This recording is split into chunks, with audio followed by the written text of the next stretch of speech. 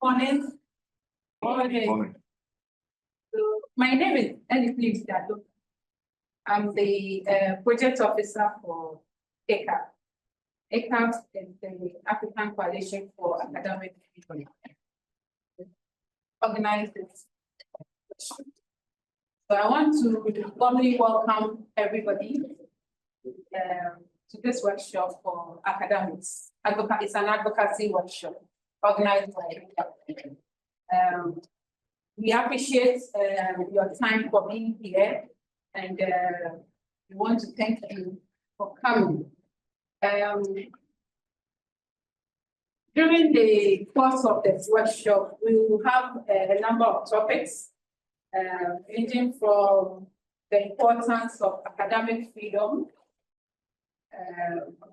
in a democratic society. We have a session on the laws and indicators of academic freedom, and then we have strategies for effective communication.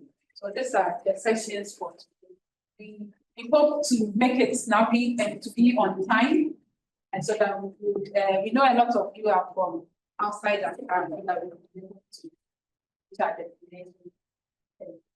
So once again, thank you for coming. Maybe we would want to know ourselves. I know we know ourselves, but let's introduce ourselves once again. So we'll start from my left here. It's Ahmed Salat, the president of Utah UPSC branch. UPSC. My name is Uriah Stemakate. Tutor.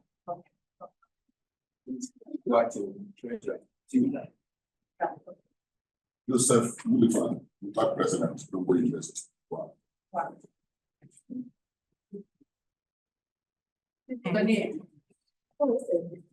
I thought we were even going to start from who came first.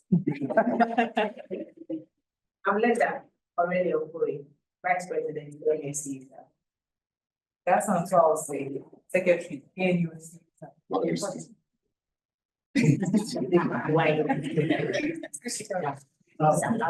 Jerry, you have a secretary. The name is Maxwell Buni, Sita president. Tutor president. Ishmael, no. Chairman authorities, Sita.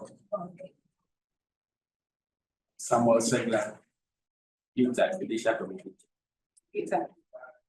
Sarah Maju. Okay, UG Utah Women's Executive Assistant. Here. Yes. Okay, Eric Aure, National Vice President, Utah. I'm Richard Osai, National Organizer, TUTAC. Samuel Jabeza KFU, General Secretary. I'm Joanna Ibadud, Vice President, UCC. Rana. It is your Vice President, Cubits. Ubis. Eric, yeah, President, Matt. Patrick Champon, Utah GCT President. Iya Najebo, Vice President, Minimac. Minimac. Margaret Approver, Utah National Leader. Mahmoud Abudu, Okay. Abdul Hamid, Utah National Institute. Yes, please. Council Douglas Apia, Secretary, Utah Union. Robert Allen, Vice President, Union. Hubert. Gilbert. Gregory, Abedekwen, Utah President, CKT, Utah's Nabongo. Ablongo. All right. Please. Stephen Osei HR, Utah President, UEW. Minister of Education. Ibilizate Amano Lati, Utah Vice President, the University of Education, Oliver. Okay. Dr. Tutu Wine, Utah Secretary. think we have our resource person. Maybe he will introduce himself later. So done with the introduction. And then I would also want to introduce to us our regional director, Professor Garcia.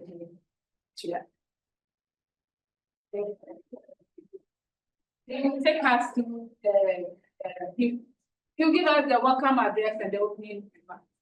So I invite. Thank you.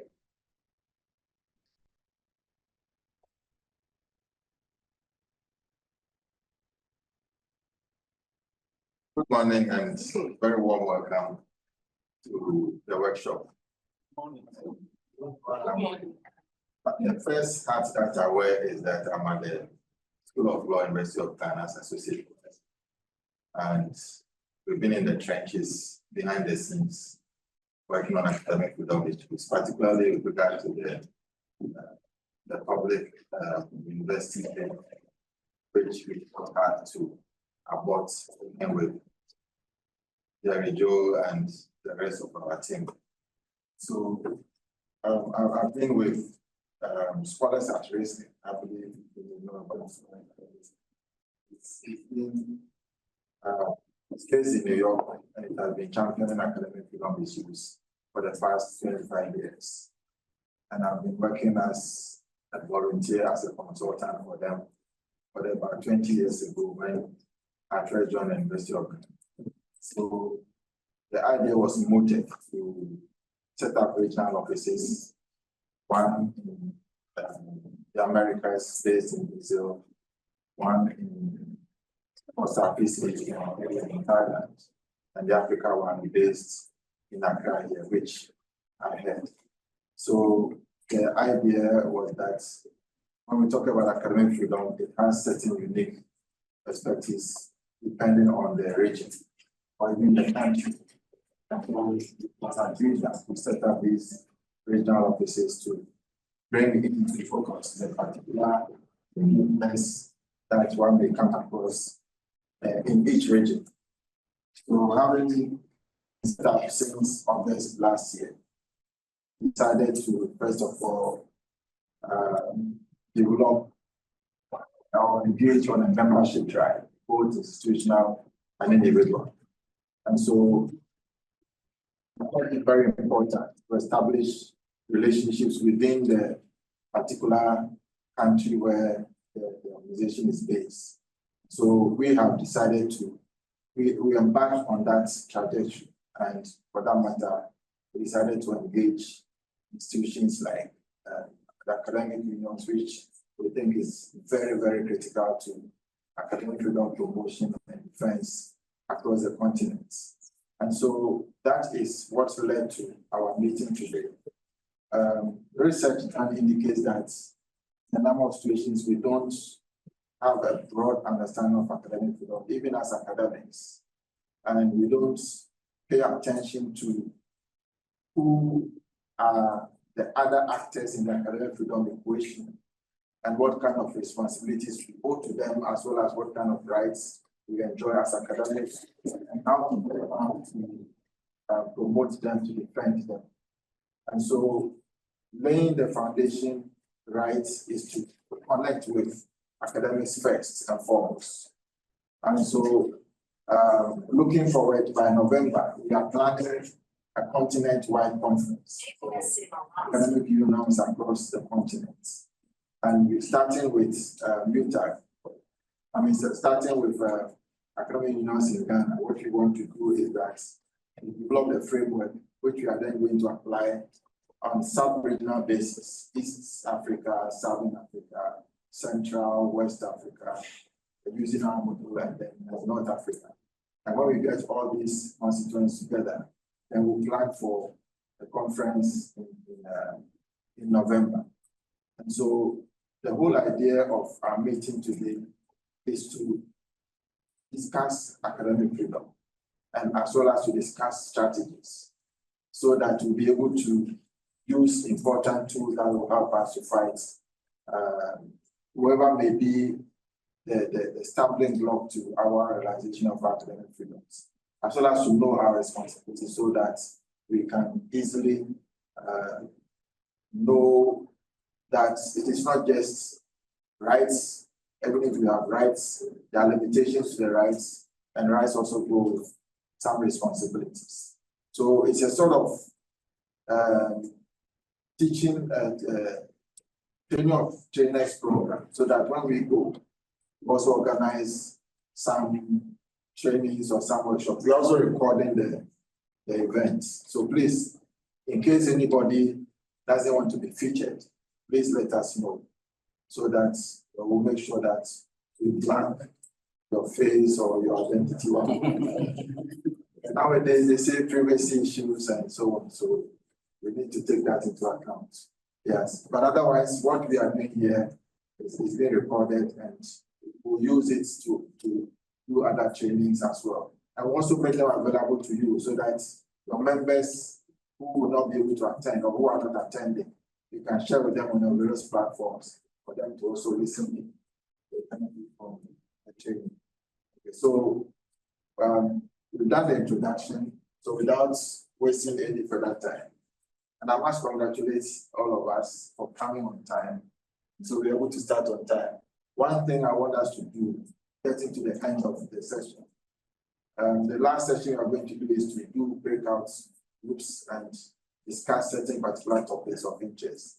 And then we'll come back to reports at plenary.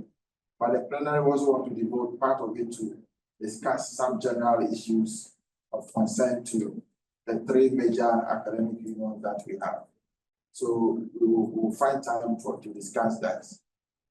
Two main issues. One is the composition of university councils, and then the other is contributions to the Constitution Review Committee, whose work is coming to an end soon. And so we need to look at what we have already presented, if we have, and if not, what we can put together to submit to committee before it finishes its work.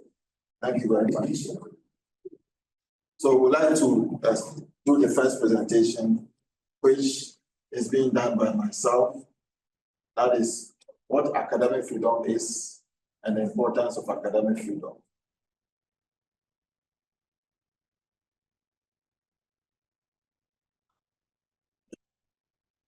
Yes. I get the remote and use it. So it's not possible.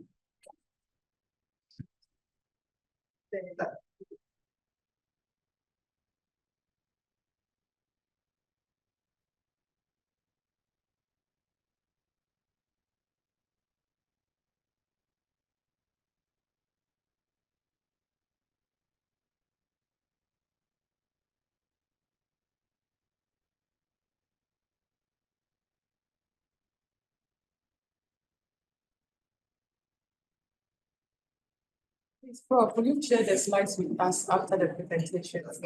Yes. I want to get a full screen. Can you help me? Now, so just click on it. Yeah. No, go ahead.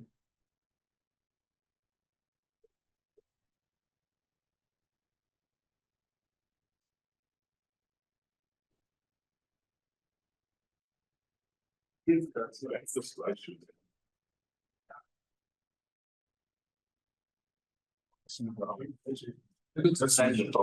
And go to the slide show.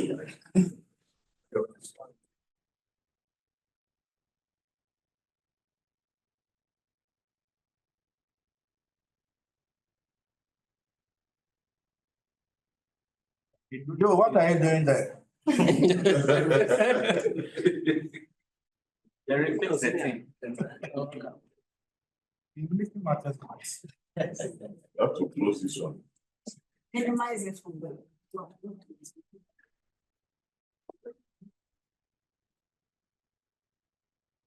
Go to slideshow. Please go It's gone now. That is- Yeah.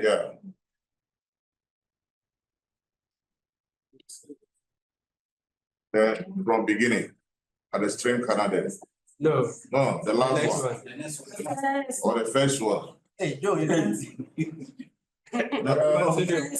Continue. Yo. That's all. Thank you very much. Yo, thank you for helping us. Hopefully you are just sitting down, he came to help.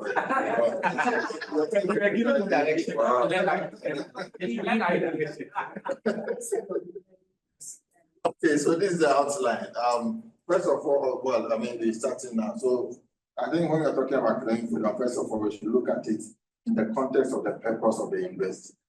Why did universities come about? And what is the university supposed to do for itself and for society? So it is important to capture that understanding of the purpose of the university. And because it is when we understand the purpose of the university that we can link it to academic freedom.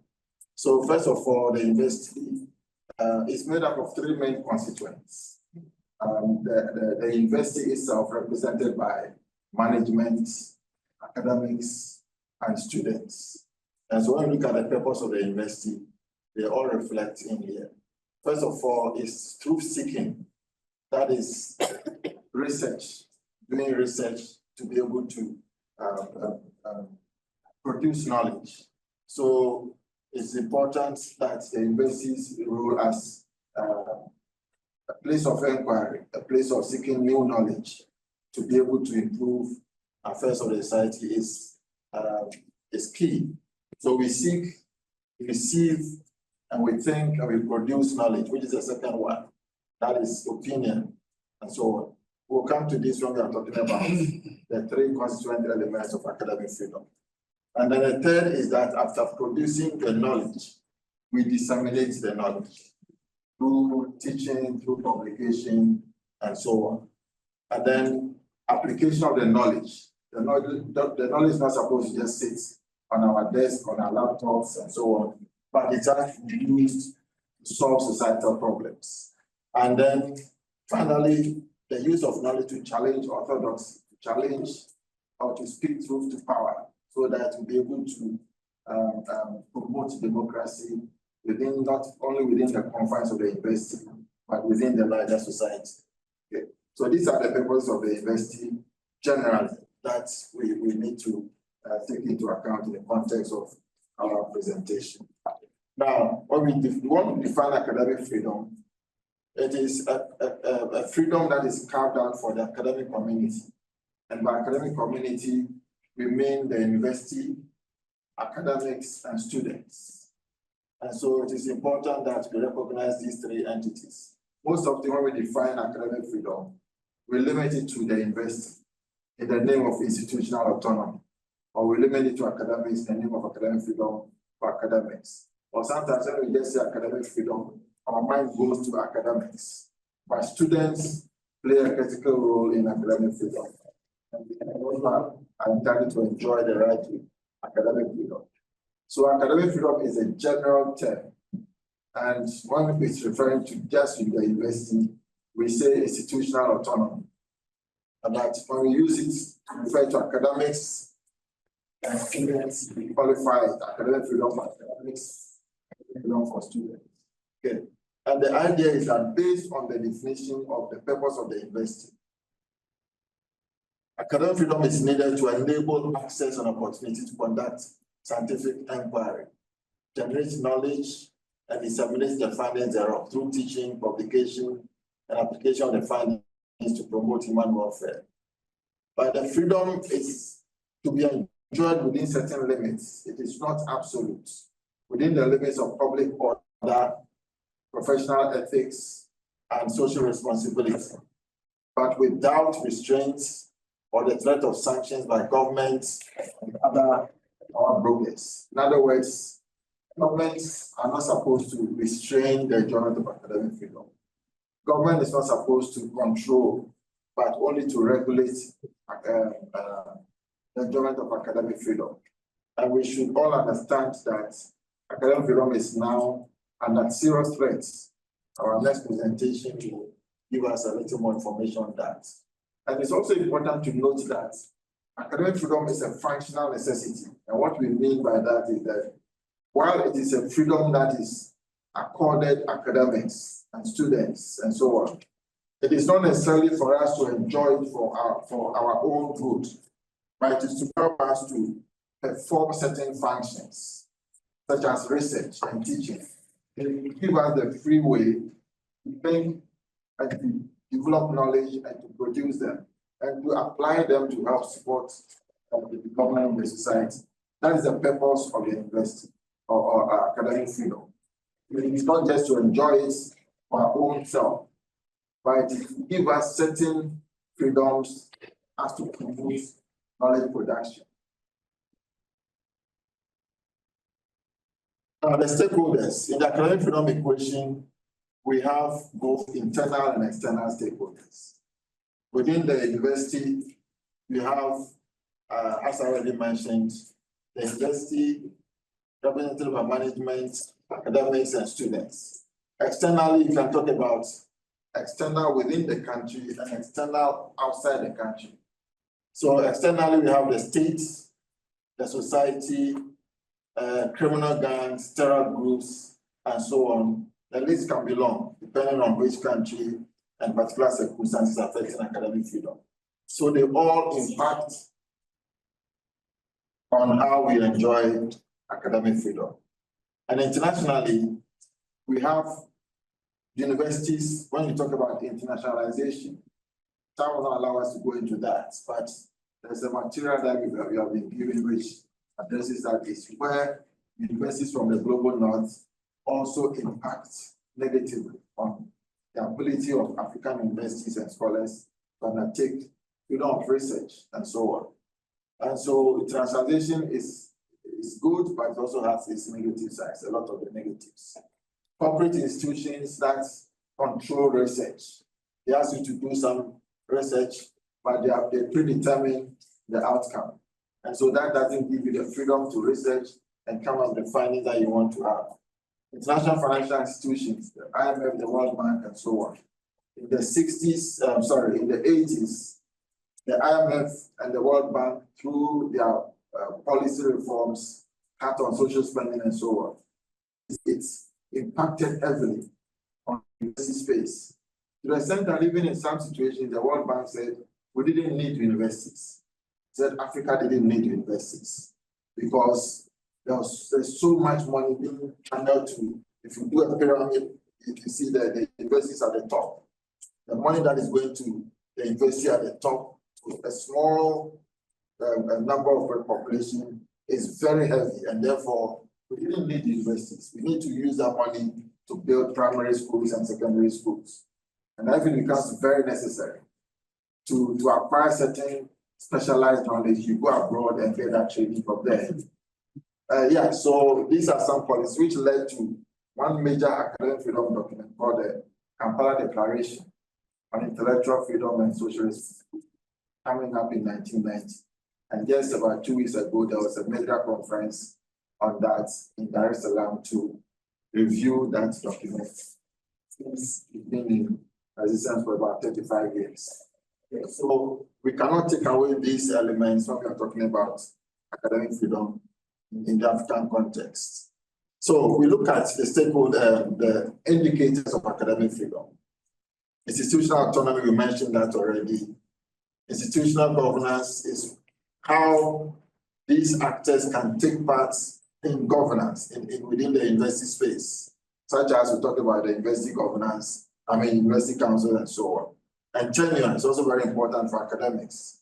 When we come to look at the indicators, we see that sometimes scholars are demoted or they are prevented from promotion because of the critical voice that they have on the university campus. So tenure is critical to protect academic freedom, and therefore it's an important indicator.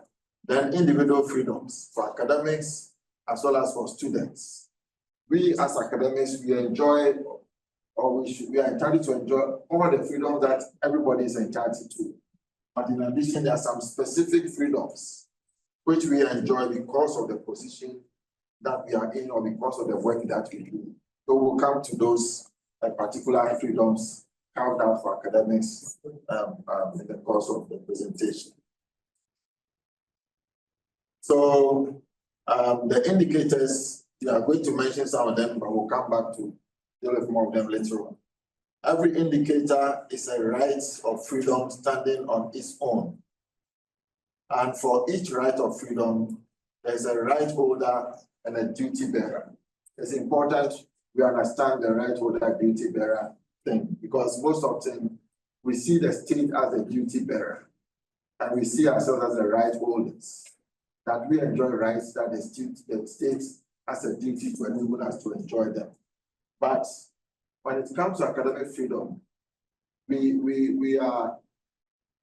may be called maybe first as rights holders, but we can also be duty bearers. We also owe duties to certain of the elements within the academic freedom space, especially to students. And so we'll come to that in the next slide. And so the primary bearer is the state's primary duty bearer, but there are secondary duty bearers. Universities, you owe duties to academics and students, and academics owe duties to students. Students also owe duties to the university as well as to academics. Okay, but we are stressing on what we as academics we are learning today. So the students will not come in so much. So the duty, state as a duty bearer, the state has a duty to respect, to protect, and to fulfill, and to regulate. The duty to respect simply means that the state is not supposed to do something that will compromise our ability to enjoy our freedoms. Can we think of an example? That we can, there are some certain freedoms for academics that we can best enjoy when the state does not interfere. The state keeps its space, we keep our space, and we will be able to enjoy some particular freedoms. Sorry. Governing council. Governing councils. In what sense? You can more specific. Getting the university councils sometimes being manipulated by some political backings. Okay. Don't get the real people to pick up. Okay. So when it comes to decision making and so on, the university council can perform better if the government does not interfere. Okay. Okay. So that's a good example. Yes. So these are freedoms which are mainly what we call civil and political rights. Yes, sir. I think specifically, the issues about when we talk about the university council, it's not about where a situation where the government is not interfering, per se, in their duties, but with the appointments of the governing council itself. I think that we've come to, travel far in terms of governance structures as a nation. And I want to believe that state institutions like universities, should be allowed to operate within its own statutes and its own culture and norms. In that case, the universities will have that kind of freedom, to operate and to do things the way we are supposed to be doing, rather than probably deciding for the universities who becomes the council chair, who becomes the vice chancellor, and all that. I think that these are conflicts, that actually leads to, undermine some of the operations of the university. Thank you very much. That's a very good point. We'll revisit that. And then when it comes to protection, what we are saying is that the state has a duty to prevent violations of the university space. And this is where third parties come into place. Recall I mentioned criminal gangs and terrorist groups and churches and so on. They interfere within the university space. The government is supposed to prevent such interventions. But sometimes also the government machineries also enter the university space indirectly, such as a situation where events and national security comes in, influence and laws. In those situations, the government is supposed to prevent, and if it's not able to prevent, it's supposed to prosecute and use criminal law as a means to ensure that those who violate the university space are arrested and prosecuted in order to ensure that there's that congenial atmosphere on the campuses. The duty to fulfill is certain times, yes. Yes, so Bob, the protection, does it cover the community or That's our- the community or the city where the university is situated? Because sometimes they also come into the university's issues and want to Yes. contribute. Yes, I know examples like, I'm sure you have some examples yourself, yes.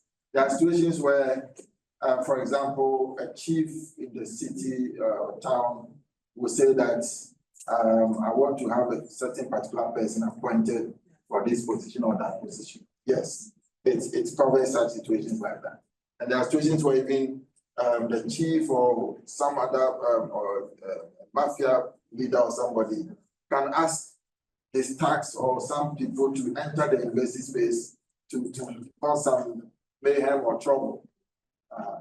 So that will come under protection. Encroachment of university lands. Yes, it all comes there, yes.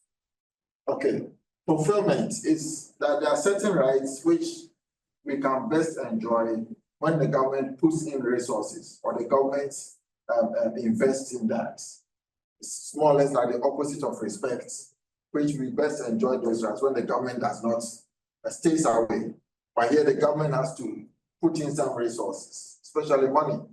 So when we talked about infrastructure on the campuses, classrooms, paying lecturers well, and so on, it's about the duty on the state to fulfill by providing for those resources before we can enjoy certain rights. And like I said, the state has a stake in regulating the university to ensure that things are done properly, structures are put in place which function well.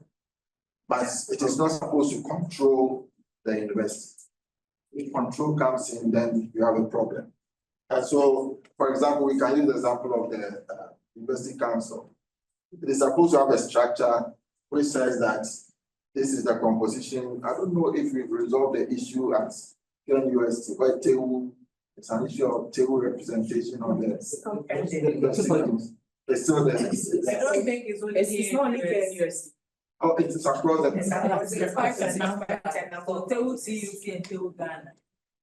Okay, now we have table. Table split it into. Yes. Okay, One body is one is table Ghana. And that the traditional team. The traditional one was the table TU. And they are saying that they have more numbers and by labor law, they should have a regulation instead of the original. teams. So, okay, now I get it. Yeah. Okay. For the issue of fulfillment, Yes. you know, as the saying goes, he who pays the piper calls the tune. Yes. So if government is actually bringing a lot of resources, one would expect that they should have a say. Yes. So that's where the dichotomy has to be fine-tuned. No, definitely, that's why I'm saying that you cannot take the government out completely.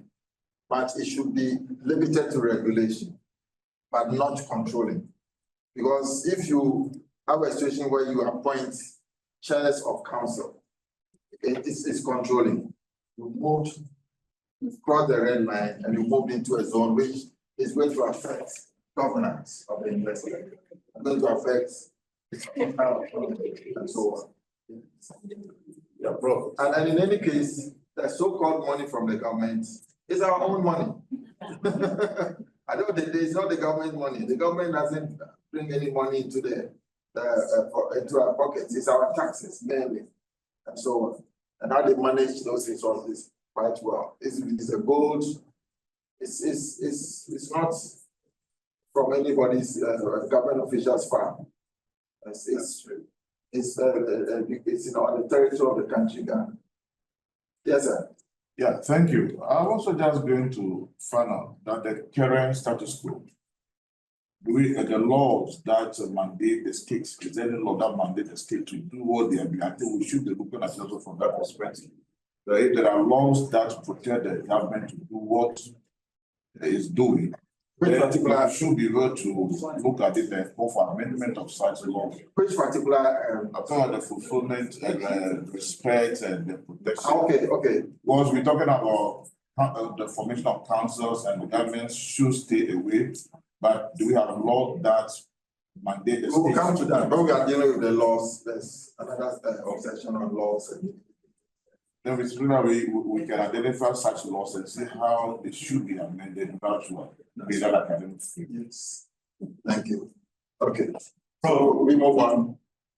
Yeah, so this is, sorry. Sorry, may I suggest that we should jot down our issues so that we finish the presentation we discuss. Okay. Otherwise, Okay. run out of time. So unless it's not very critical, maybe you don't understand a particular point or a slide, we can reserve our comments, jot them down.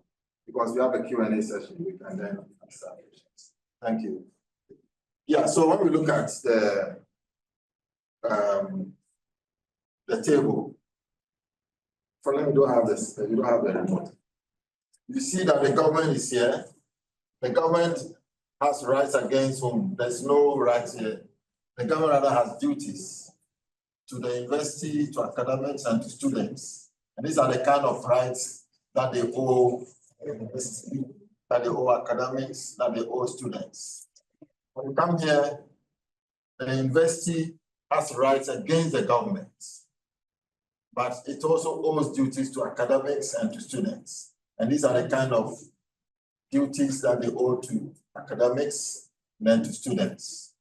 Broadly put, students' rights, but we can break them down. And then academics, they are secondary duty bearers. They enjoy rights against the university, against the government and university. They owe duties to students. So students' rights are the duties that they owe. And the students, they enjoy rights against government, university, academics. Duties against, it's empty here, but they have duties that they owe to all the three actors as well. So at the appropriate time, we'll explain that, because the duties reflect in the rights that they enjoy, mainly as limitations, in some respects as positive duties, which we can separate from negative duties. Okay. Can you explain the against? Explain. The against. Rights against this, which one? This side. Yeah, what do you mean by right against? Can you explain it? Okay, the rights against whom? So if we're talking about rights and duties, the government doesn't have any rights against the university, against academics, against students. It rather owes duties to university, academics, and students. Okay.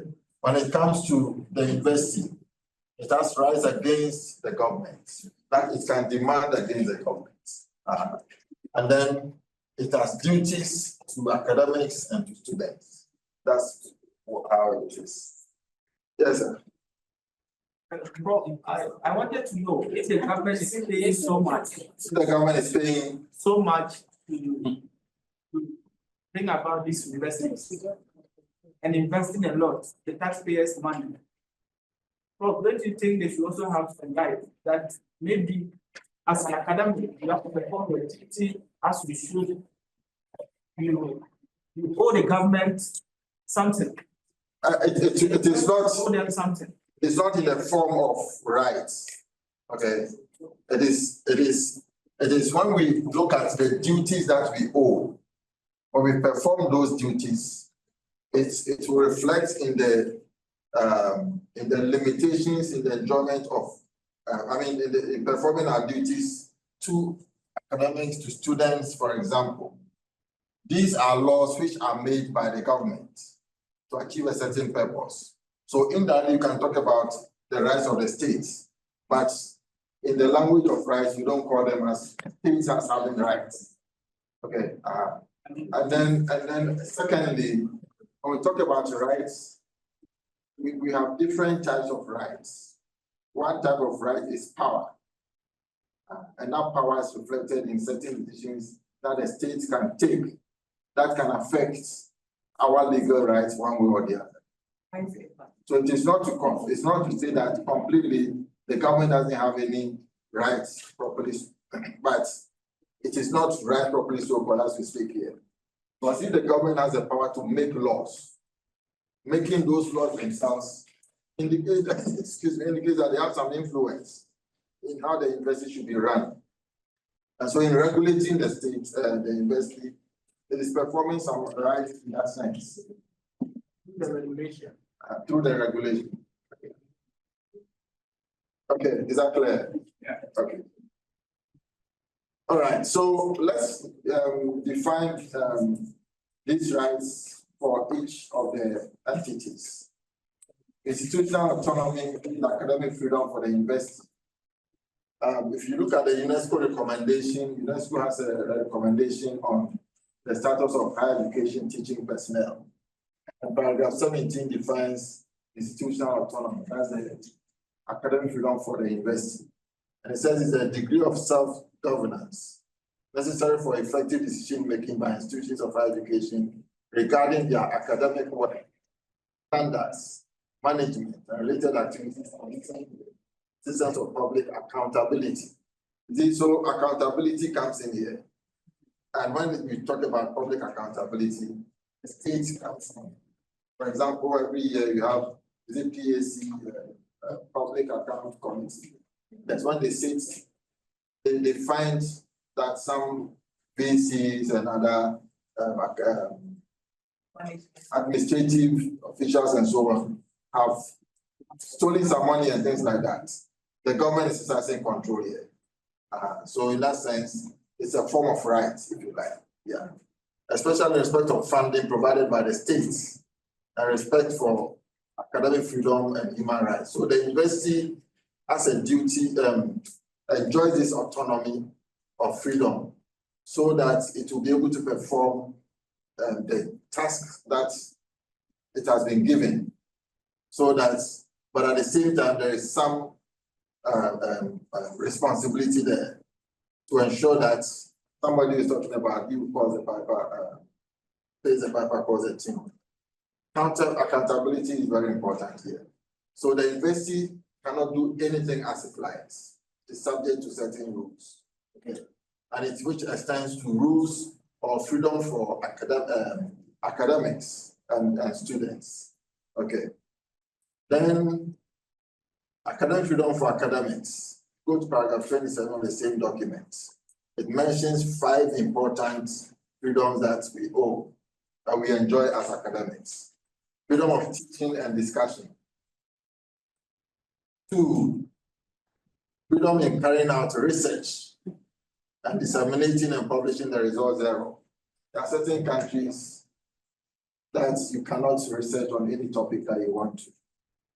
And there are certain countries that you cannot disseminate the findings of your research. And that is a problem. Even in Ghana here, it's not very open, but there are certain limitations to that. Freedom to express freely opinions about the institution or the system in which they work. So we should really criticize the government or the university without any punishment. Freedom from institutional censorship.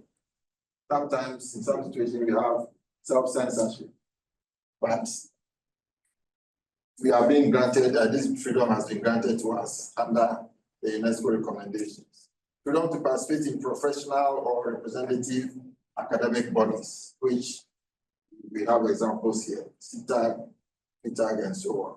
So these are all freedoms that we enjoy in addition to regular freedoms that we all enjoy as citizens of the country.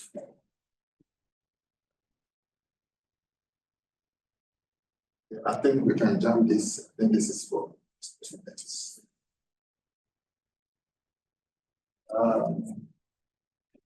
Maybe have the right slides. I'm not sure giving the right slides because this is the one prepared for. We can just talk about this. When we talk about academic freedom, we just have a few slides to go. They are not here, but we can still talk about them.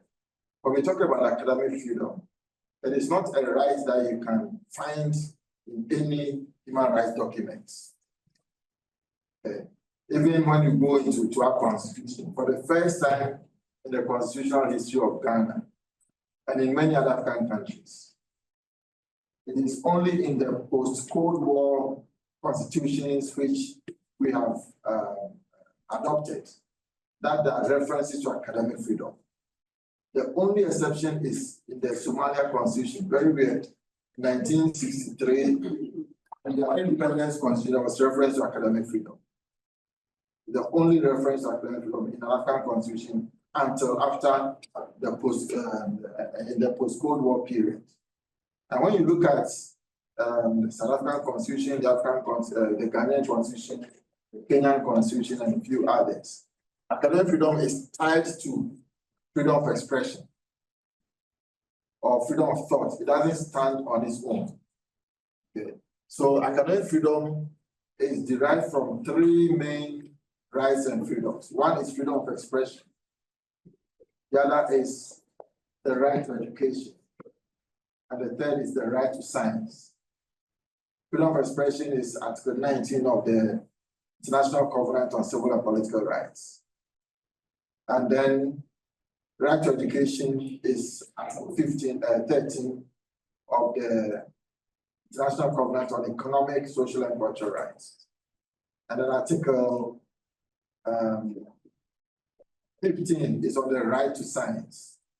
Yeah. So these three rights and freedoms come together to give us academic freedom. Okay. Now, when you talk about freedom of expression, it talks about freedom to form opinions. And you form opinions through thinking, through critical engagement with the brain, come up with some ideas. Okay. And the Article 19 of the ICCPR, that's the International Covenant on Civil and Political Rights, says that everybody should have the freedom to receive, obtain, and to impart information. Okay, so receiving information, obtaining information, imparting the information, that is disseminating the information, is what encompasses freedom of expression. And you can impart it in various ways, through publications, in a book, on the internet, writing on the walls, in the blog, going on the radio, in the classroom, and so on. So the means of disseminating that knowledge that you have acquired is what is embodied in freedom of expression. Okay. Then we have right to education. Right to education, normally when we mention it, it seems as if it's just for students. The right to shape the personality of a student or somebody who is you are being taught to be able to develop based on their personality to function in a free society where there is tolerance and respect for human rights and so on. But it also covers the freedom of the academic or the right of the academic to teach the students and to enjoy certain benefits that will enable him or her to teach. So right to education connects to both students and to academics and to the university, because the university is a space where academics and students function. Then the right to science is a right to take part in science and to enjoy the benefits of scientific progress. And so right to science is broader than education, where it extends to the fact that it's not only educated people, if you like, that can create knowledge, but the ordinary person like our older people in the villages and so on, through indigenous knowledge. I don't know if any of you specialize in that field, where indigenous knowledge is now considered an important means of knowledge that we recognize. During the colonial period, most of this knowledge were deemed to be unscientific, connected to witchcraft and so on, and they were denigrated. Yeah, so, but today, indigenous knowledge is being recognized again, and it connects to right to science.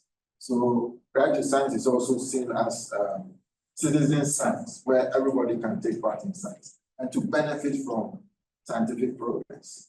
So these are the three key rights and freedoms that together give us academic freedom.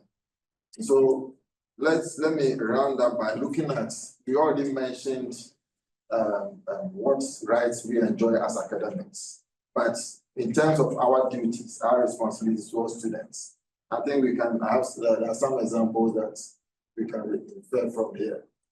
Such as freedom of access to higher education protection or freedom of expression. The freedom of expression of students are also critical. So how do we as academics ensure that we protect the freedom of expression of students? The classroom, we all agree that there's some sort of asymmetrical power relationship in the classroom, which pits the academics against the students. The imbalance can be so huge. Students are not given the freedom to express themselves in the classroom, to take part in or to co-create curriculum, to take part in even discussions. Sometimes just lecture format when they come in. Students take it or leave it. And issues regarding sexual harassment and all those matters, which are critical. Because if we want to enjoy our rights, we should also respect the rights of others in the academic freedom equation. These are students. So protection against improper academic evaluation. Sometimes I remember attending an academic freedom conference in Malawi, and the students, we created a panel for students. One presenter said, in my country, we have something called TSM. And we said, what is TSM? STM, the sexually transmitted marks. STM, sexually transmitted marks. So, and I have cases like that on my table that I'm dealing with. Issues about plagiarism. Plagiarism, we know it. There are also cases that I'm dealing with. Certain students finished a master's degree, went for an interview. She was asked to submit her thesis or any publication. So she submitted a thesis on the very much related to the responsibilities for that position. Then one of the panelists said, this work has been published somewhere. She said, no, this is my own work, I've been published, it's in the journal. Then the panelists looked for that journal on the internet. This where we can just access the internet in seconds. Then the lady realized that it has been published by a supervisor. Oh, but that was. That's a lot. Wow. And word for word, the title, the content. So it's a case that I'm dealing with right now. So it's very bad. Protection against improper disclosure. Sometimes we come to class and we say, you are a bad student, you don't do well, and so on. Even they can mention the grade, you had an F. Improper disclosure. Yeah. And then in the end, you want the student to come to your office and then you negotiate. That is where the STM comes in. So student records, privacy issues around that. Freedom of association. University of Ghana, students can form associations, but they cannot go on demonstration without authorization from the dean of students. University of Ghana. Meanwhile, the laws of Ghana says that you don't need permits from the police to go on demonstration. Yeah. So it's completely at variance with the laws of the country. So these are some of the issues with just understanding disciplinary proceedings. Sometimes students don't trust the disciplinary processes because they say, oh, after all, it's the same lecturers who are sitting on it. So these are all issues that I think if we really want to make progress, that our academic freedom should be respected. It also respects the freedom of students because we need to join forces with them actually to be able to, break the monopoly, the stranglehold that university management is having on us, because university management is now aligned with governments. They've been serving as proxies for governments on the campuses. And if we don't align with our students, I'm not sure we can make much progress. So this brings me to the end of my presentation. I think we have some few minutes for questions.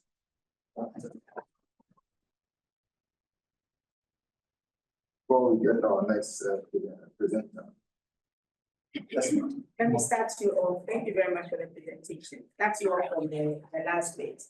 So we're talking about students and permission before they go on a demonstration or anything. I'm asking a question in regard to unionism. So if any union wants to go on strike or maybe demonstration, you need to notify NLC. Then you go to, like, you need to go through the channel of informing before you go. You can't just get up and declare. And so if students cannot also get up and go, you have to, there always need to be checks and balances somewhere. Okay, talking about demonstration, we are talking about freedom of assembly, which is to go and express some concerns over a particular issue. When you go to NLC, it's more of a labor-related issue. So we can draw the line. So as academics, I also want to go on demonstration, hold placards and so on. We don't need permission. We don't need that from Yeah. But sorry, in relation to, it's not to ask permission, but the law says you might notify the police. So in this case, I think should not seek permission. Yes.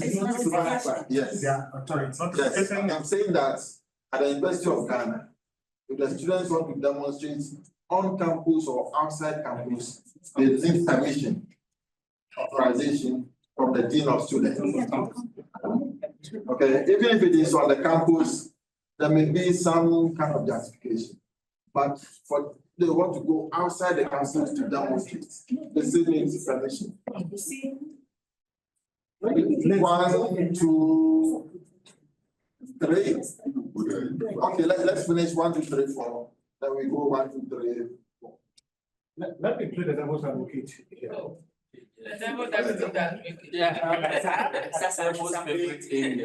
The parents have entrusted their children into the hands of the university. And so, even when you commit an offense and the police want to arrest you, they must still go through the university to be able to get access to you, so that the university has a responsibility towards you.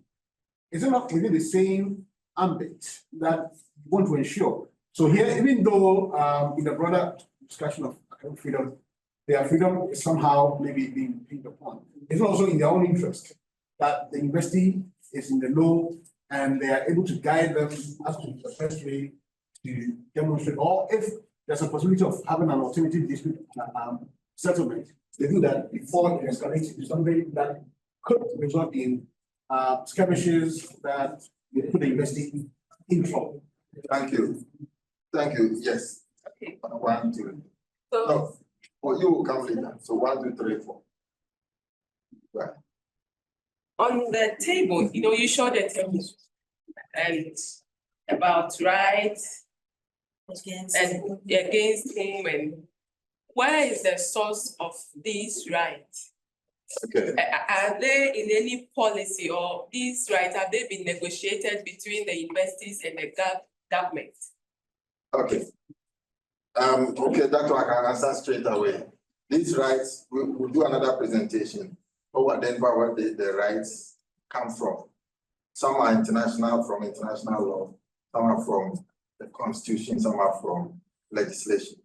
So we'll come to that. So I should hold on. Yes. Unless you have a follow-up question. Yes, I'm wondering if it's something that we have accepted between the university governance and the government, or it's just something we are coming up with. No, it's something that already exists. It's not something new. Are there any policies? Maybe the policy that we are using to govern the universities, do we have them in the statutes and policy documents and so on? Yes. Do we have these in them? Most of them are there, but like example for the needing authorization to go on demonstration, it's also in the university statutes, but it is against the law. So these are some of the issues we'll discuss in the other presentation. Okay. Yes. Thank you. Thank you for please. It's not your time yet. From here. Go to to the corner. Before we go. Thank you so much for the presentation. I'm a bit worried, Prof, in the sense that most of the academics now are engaging in politics. And because of that, they sometimes conduct research to align with certain political parties, which raises eyebrows or in terms of authenticating the outcomes. So how do we, how are we able to navigate this, this new norm that most academics are, and indulging in? Okay, thank you. Yes, thank you so much, Prof. A very good presentation. I have two concerns, and because of where I come from. We talk about. Where do you come from? Okay,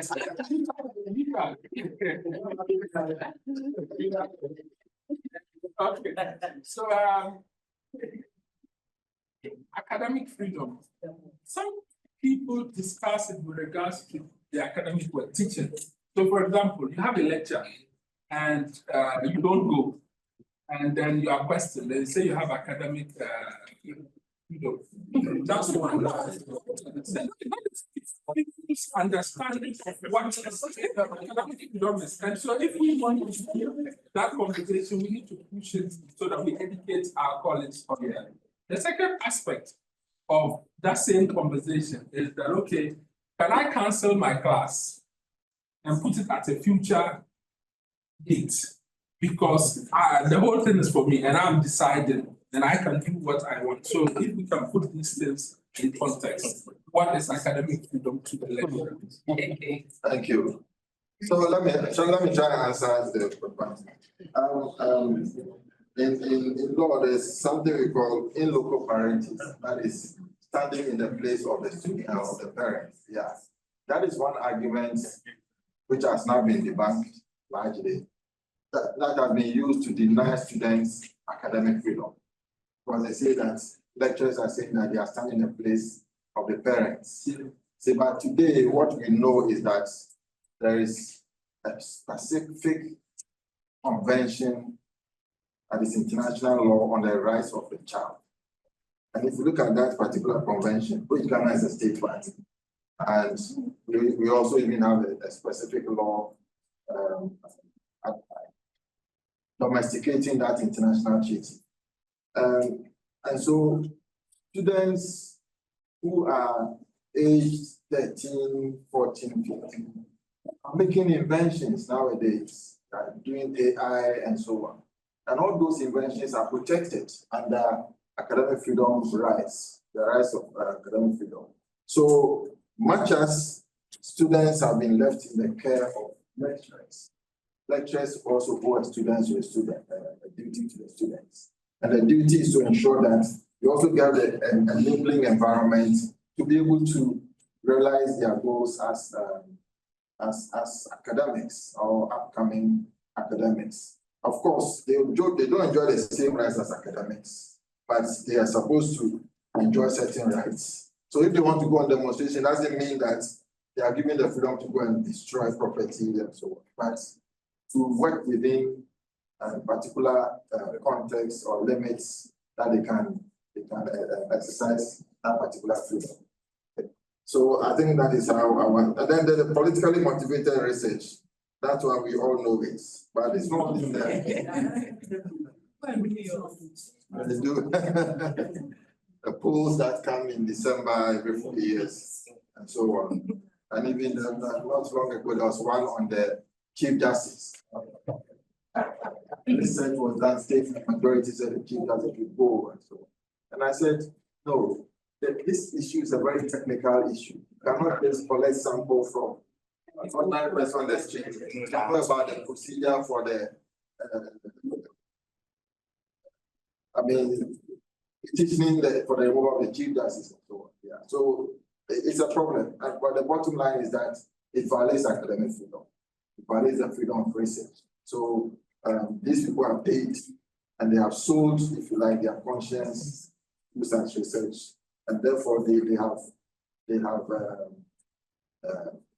they are engaging in, they have compromised that freedom, yeah, for money, which is unfortunately the case as we can see here. Sometimes they put the data. Yes, that's what I'm saying.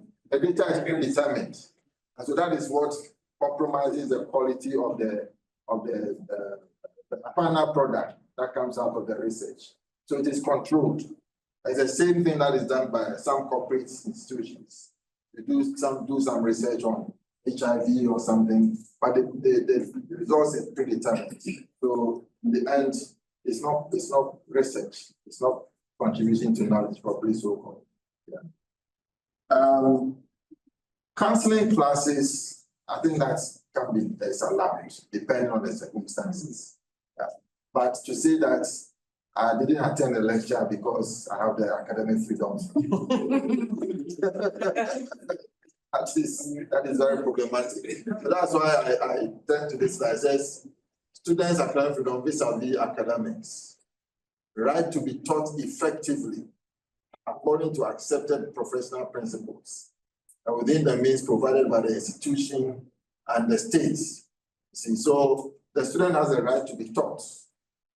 And so you cannot just say, I can't teach and this is my freedom, because that freedom attached to it is a responsibility. Yes.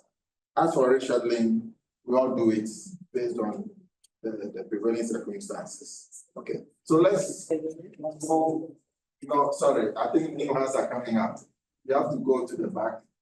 And please, we cannot, I think we've run out of time already. So let's pick these lines. 3 questions here.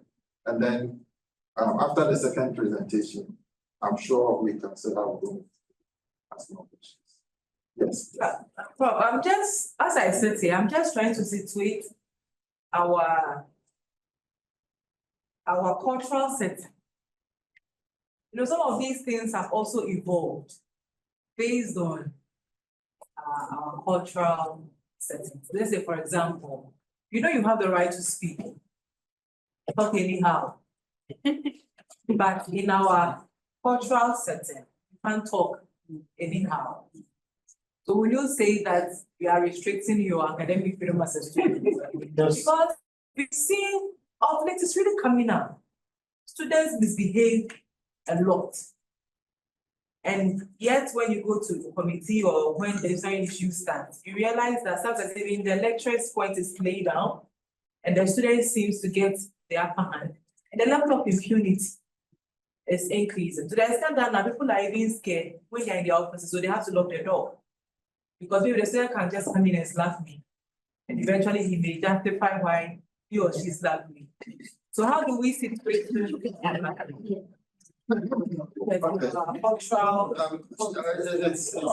within our culture and within the rights that we have.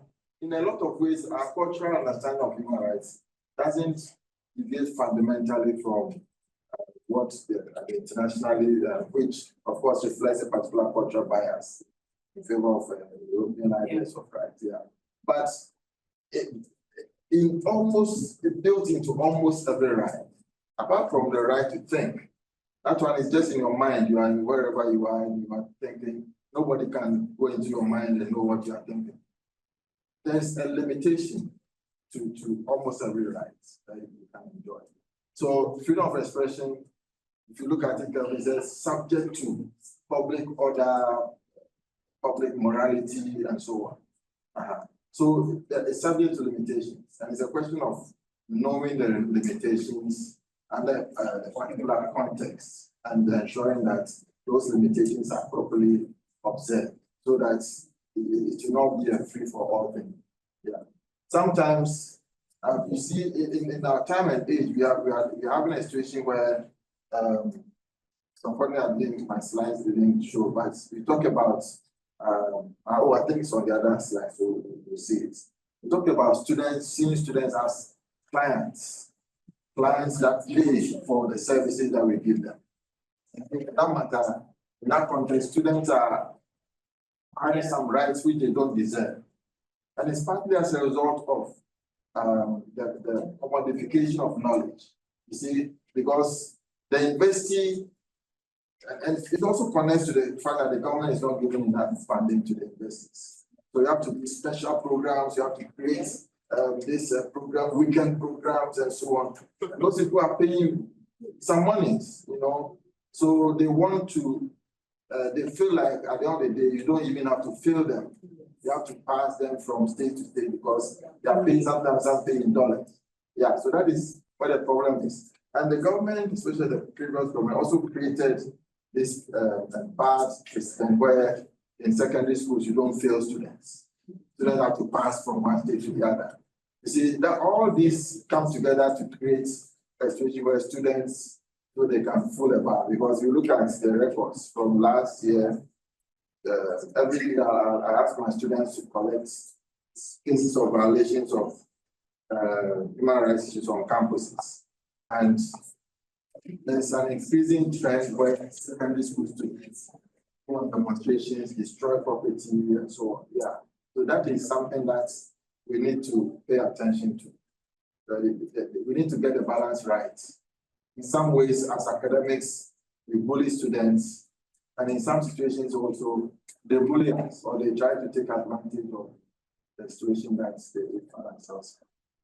So let's take two more questions and then. So thank you very much, Prof. From your presentation, you did indicate that government has a role to play in academic freedom in terms of the controls they put in place. But if you look at nowadays, the rampant establishment of new universities and also changing of names of universities without, and even with the new universities, without proper funding for universities. So looking at this act, and they also having roles to play in academic freedom. Are they violating any of that? Are they violating the academic freedom that you're talking about? It's a broad question, but I'll say yes, it can be so. But with regard to name changing, I think that's it's something that we need to be careful about.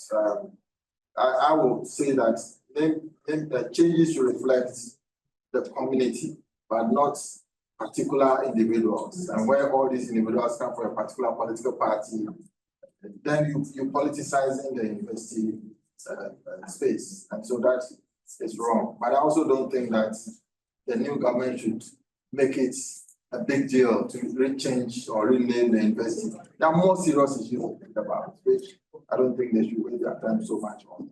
Yeah. Yes, sir. Mine is a contribution and a question. I think the first contribution is that academic freedom is also impeded by lower remunerations for lecturers. Definitely. Because you see, because of that, Prof, now people are looking to enter into politics. Because of money. Academics are aligned. So on the basis of where I belong to, when I'm arguing on radio, irrespective of my expertise, you see me towing a certain line, you know, glossing over the facts because I can touch the eye of the but if my remunerations were good enough, I don't care about your appointment. I don't care. So I'll go on, do my research fearlessly, knowing that I don't have to depend upon you one day to be able to survive. But because of where we are, everybody is trying to catch the eye of the certain government or the next government to come. So I think that if we don't also tackle the issue of remuneration, this academic freedom that we are talking about will be a mirage. Because people are aligned. And even to become a VC, you must be aligned. You must be aligned.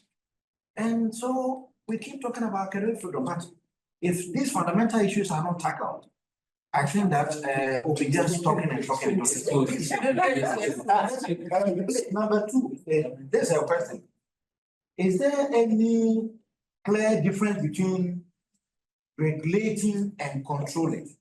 Because you regulate more or less to control. So how can you regulate without controlling?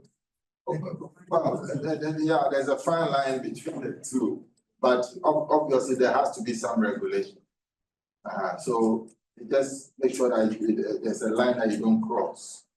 So I think that's how best I can answer it. Because if you are controlling, you can see clear situations where, for example, Kwame Nkrumah had the power to change the chancellor at his, he was the chancellor of the university in the first place. And he could change the vice chancellor at his whim. And he also would appoint the chair of council and so on. So in that situation, you can see clearly this is a case of control, and there's no independence of the autonomy of the university. Yeah, so that is a clear example of control. But with regulation, what we are saying is that the government should make laws. The law should be within the reference international laws that Ghana is a party to and so on, or the constitution. And in that case, you are regulating. Yeah. So, but of course, we know how government can cross the line to go into the area of control. Thank you. I think we want to end here. If you have any other questions.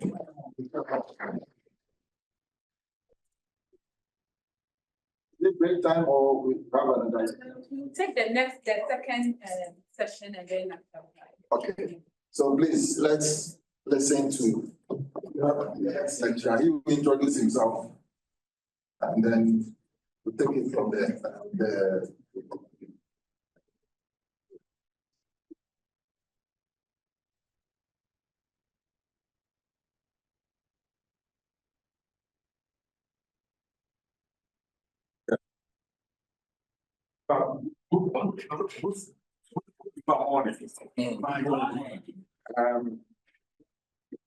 My name is Kopi Pantinedu, and I actually work at Lagos. And before I begin, I actually have some few confessions to make. And I hope that by the time I'm done, you would understand where I am coming from. So, the first confession is, I am not a lawyer. And the way Prof has gone into it, I may not be able to go into it like the way Prof has done. So you just have to actually understand it. The second point is, I am a stammerer, and therefore you may have to be very patient with me. If indeed you are not patient with Prof, you may have to be patient with me, because I will take my words one by one. And I think that there are times when I may run fast, there are times when I may also go slow. So I'm hoping that you will be patient with me as I have with my presentation. I think I'm that Prof has addressed many of the issues. And indeed, but some of the issues I will raise will actually in fact overlap with what he has said. So if it comes up, maybe what I will do is that I will try and just in fact skip it, or I will just in fact hold on to it. Again, one may ask, why am I here? I have done a paper on this subject, I think in the year 2021 or so. Is it 2020? No, I think 2023. And in fact, the paper was based on what I had actually experienced in fact my former employers. I've seen it all, and I felt that, but this is a paper that will catch the eyes of many. So I actually did a paper on that, and I think Prof saw the paper, and he felt that the paper was good, and he felt that I should come around and just about try and share the paper with you. And it's about the more reason why I am here. Okay. So when in fact Prof first contacted me to take in fact the charge for this, what I did was to cringe a bit. But I cringe because this is a topic that is hardly in fact discussed. You cannot talk about it. And if you actually talk about it, it's as if you may want to question your bosses. So we hardly talk about it. We hardly talk about it. And of course, I can also understand why. I can also understand why when you check literature on this subject, many researchers have addressed the subject from the perspective of global perspectives, as opposed to the one in Africa. So when you actually check, you will get to realize that many of the papers that have been written on this subject is coming from the West. It's coming from the West and not in Africa. Only few people have written on this subject in Africa. So at least that should actually explain why we hardly talk about it. And of course, my role over here is quite simple. It's just to attempt to just try to flesh out the state of academic freedom. And for the sake of the word academic, which are really found very difficult to mention, I will use it. I will use AF. And I believe that once I mention AF, I can place it on my good. So, like I said, the state of academic freedom in Africa's higher education, by the current realities and emerging threats.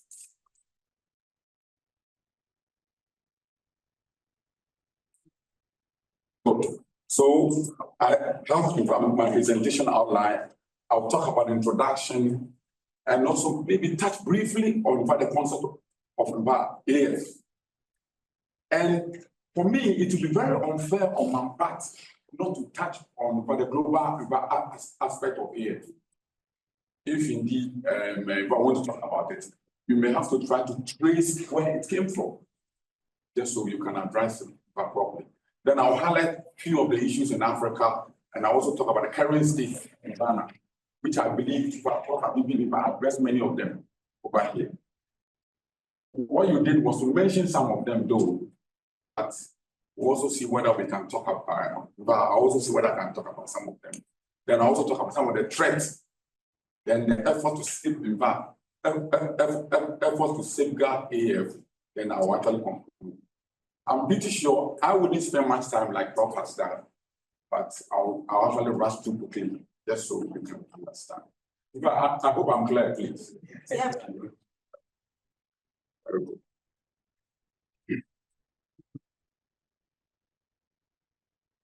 So I say that in the last 3 decades or more, but the architecture of education has changed. It is no more what it used to be anymore.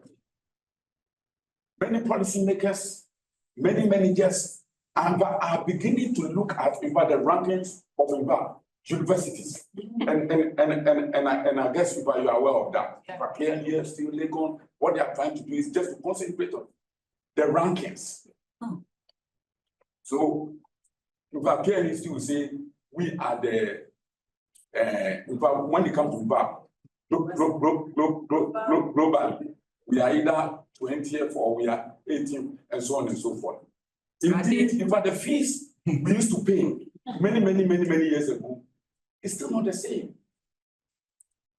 And I remember when I was in upper 6, we were giving bursaries, and now it is no more.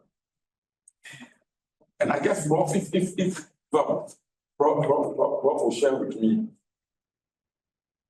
those who started school at Legon in the 1960s and 70s were actually paid for. They were actually giving money to even go to school and so on and so forth. But now things have changed. They are no more what it is anymore. So I say that within this narrative, one ignore fact is the concept of AF, which we often don't talk about. We hardly talk about it, we hardly discuss about that. And in fact, the concept of AF really, in fact, gives us a right to espouse, in fact, the voice, or it helps us to voice an opinion on what the run of a university, which Prof has already talked about. It also helps us take part in any decision-making within any university. You can appoint and disappoint people from position of any authority.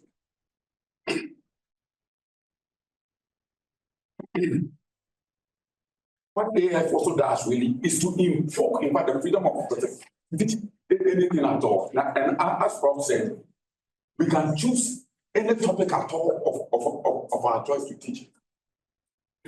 Yes, you have the right to choose it, so long as it doesn't frown upon the rules and regulations of the school in which you are. You can publish the findings of your work, and those findings should actually not be subjected to the interest of anybody. And that interest would actually be political, it could be religious, and so on and so forth.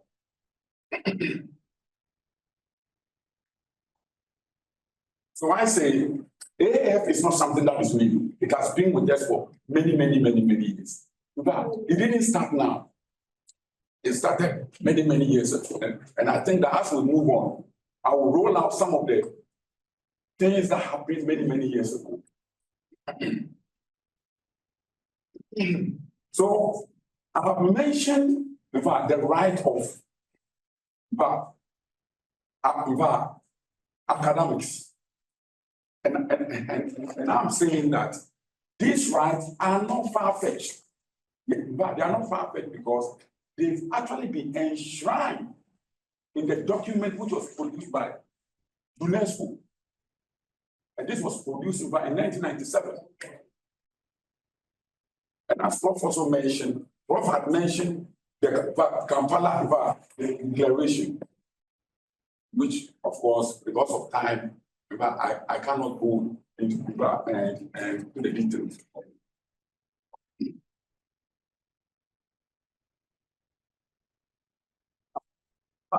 In the said document, the government of the world was then admonished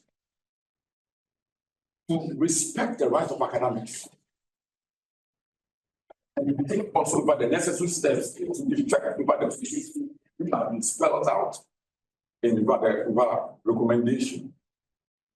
But the question is, are these rights being observed? No. Not at all. And I think that as we move on, I will rule out some of the examples which is happening or which happened in my former employment. And I believe that you can also share yours with me. So the history of AF, as I said earlier on, did not start now. It actually started far back in the days of Socrates. And if you can see on the slide, Socrates was put to death for being accused of corrupting the youth of Athens. Just attempting to share his philosophy, he was put to death. Wanting to share his own ideas and philosophy, or wanting to share his own findings, he was put to death. We can also talk about Galileo. Here he was also in prison for just wanting to champion his own ideas and findings. So we can give many examples to buttress that. Several examples we can talk about. So I say that while these ideas of these scholars have survived by the test of time, one is unable to tell how the ideas of others have been suppressed. Indeed, there are so many ideas that have come up, but these ideas were suppressed as a result of wanting to sideline or just wanting to malign them. So, I mean, these wanting to violate the right of academics is there. It didn't start now. And you can see from the slides what happened. So let me begin from the global picture. We are told in 2021 that over 1,500 academics had then submitted cases of violations to FIRE. Indeed, the website of FIRE had listed over 3,000 plus issues, which they may then have to catch up on. And Prof, I think in fact, Prof is working with the scholar at risk. And they will tell you every month the issues they bring up. It's not just in Africa. Some are coming from Turkey, some are coming from Israel, and so on and so on. Many countries are reporting of cases where the right of academics have been either violated.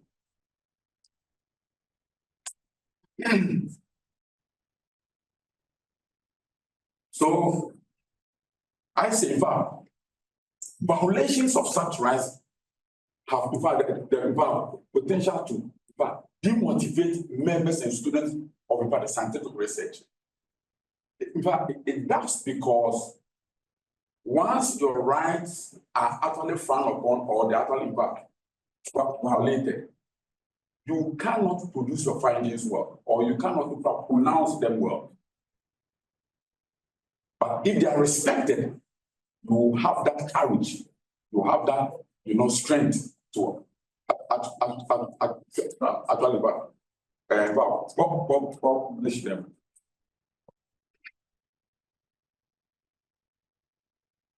Again,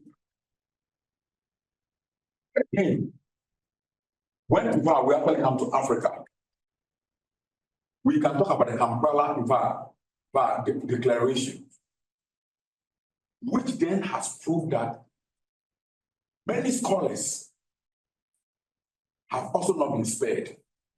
Their rights have also been frowned upon. And probably in the next session, maybe Prof will go into it. Now, the Kampala Declaration, what it does is to take the view, or it takes the view, or assumes the view that there's a strong correlation between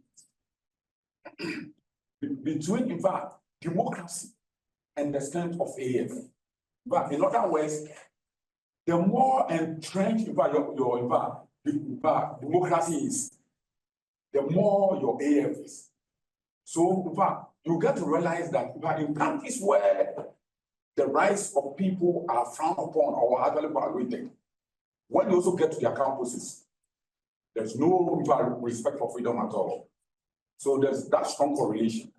And that view is taken by the Kampala Declaration.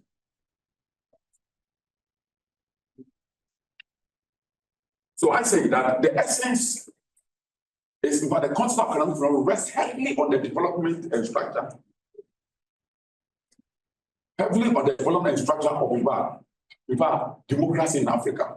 So in countries where democracy has been poorly delivered, AF has suffered. So you can talk about Libya, you can talk about Burkina Faso, Mali, and so on and so forth. We'll come to that.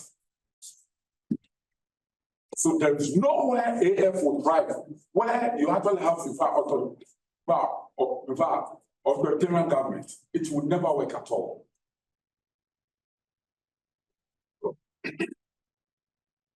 So one study was taken in Egypt where they wanted to examine how AF is perceived in Egypt. And it was found out that lack of autonomy, the culture of fear. Many of these issues were raised up. We can also talk about Libya, we can talk about Burkina Faso, so on. And you actually get to realize that these are issues that are very common in Africa. But 12 countries in Africa were found to have failed to comply with the UNESCO recommendations. So we have Botswana, Central Africa, Republic of Cote d'Ivoire. And I say that but the situation is even more dire in countries where there is a military government. If there is a military government, you can imagine what will happen. But the question is, do you think all these scholars can publish any paper that professor could it can never happen. You can never publish any paper that professor could. And I can imagine even in Burkina Faso and Mali now, most people in academics must begin to align. You have to align. If you don't align, you may be seen, or you are either seen to be somebody who do not support the regime. So either you are taken out, or yeah. So I've mentioned about Burkina Faso, Mali, Niger, and actually Gambia. Is it Gambia? No, sorry, but it's actually Gabon. It's not Gambia, it's Gabon. Sorry. So the question I want to ask is: do we have any form of positive development? Yes, we do have. We have it. When you get to Nigeria, when you get to Seychelles Island, Zambia, we are beginning to see some positive development.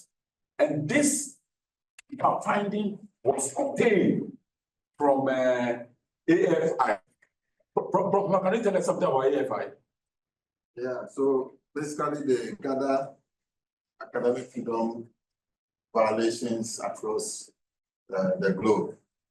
And then they categorize them, different types of violations, maybe demotion, prevention, promotion, and so on. And they give marks or index for each particular violation and score them. So if maybe there are 10 violations in Ghana, they give us maybe -2. And then 20 violations in Nigeria, they may get a lower mark.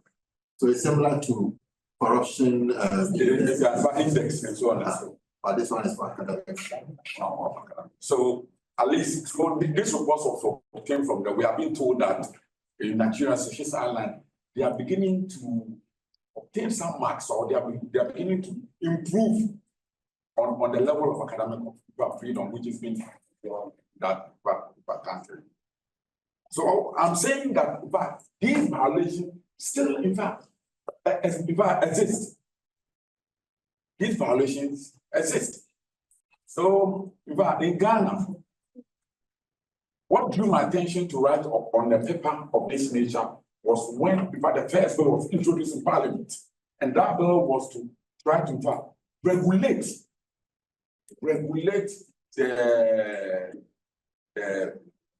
yes. So I said, no, let me, and I'm happy if I stood on their grounds, if I opposed it, and that bill never saw the light of day. It was very positive. It has seen the light of day. It has seen the light.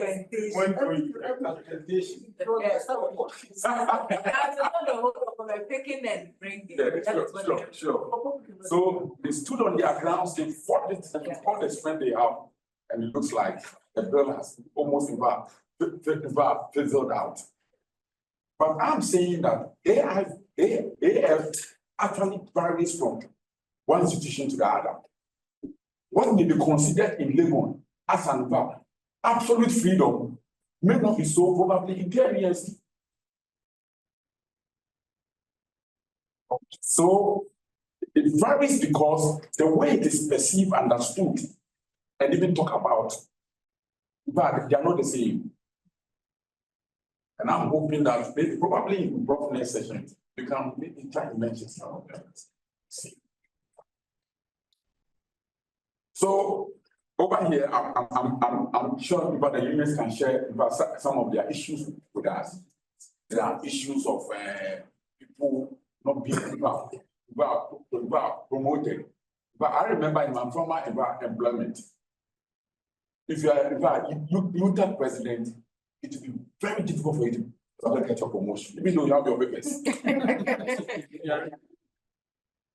I have a friend who was then the youth president.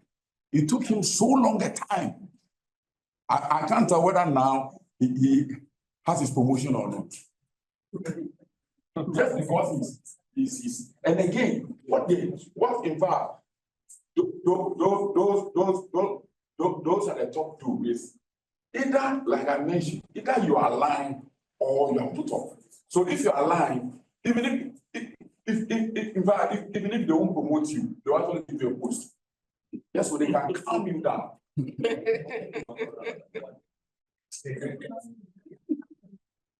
My colleagues, my colleagues whom I was with my former employment idea, and they are quiet because they don't want me to mention the school presidents.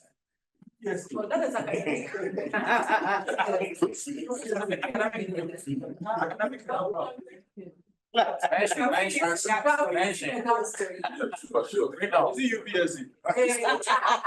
what you are preaching. Practice what you are preaching.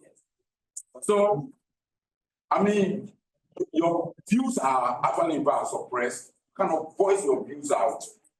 And then it becomes a challenge. And because we may want to align with that purpose, we then have to yield. And maybe let me give one more example. I remember when I was still in my former employment, we were there when they brought in some, I don't know who went for those papers. They had went for script from immigration, police, and SEPS. So many papers, and they've access to a market. And people were come to mark those papers. They were come, and you can imagine, as soon as you begin to want to shift for it, it's as if you are then against the regime. And for me, these were issues I felt, no, we cannot work with it. But people, of course, have to mark. So there are many issues which I guess many of you have ready to talk about. It is there, it's a growing phenomenon. And until, like Prof said, until we begin to bring them out, we cannot address these problems. So I have mentioned this already. In Ghana, about the decision of the government to enact a new law to regulate Department for Public Investment under a single act was fought by UTAC. I've also mentioned wanting to align. These are some of the problems. Then I also mentioned that in one instance, if a management member of the university had gone for script from SEPS, Immigration Police Service, for lectures to mark against their own wishes and not on the world.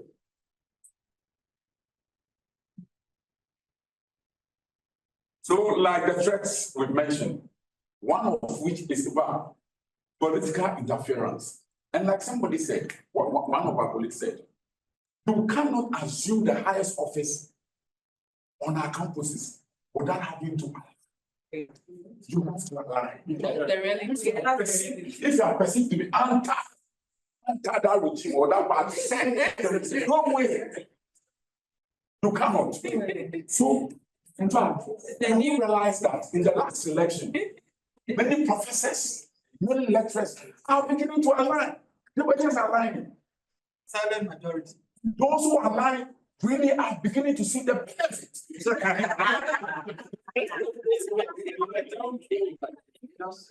I haven't mentioned the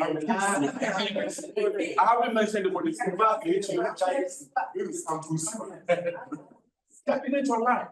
And I guess even our political and I guess when you even go to our campuses, you have some parties that have formed, they don't have their own platforms. But this has been there for a very long time. Yes, in fact, the very moment TESCON and TAIN was introduced into our academic fraternity, political alignment was nothing to talk about in the campus. Sure. So alignment has been in existence since the day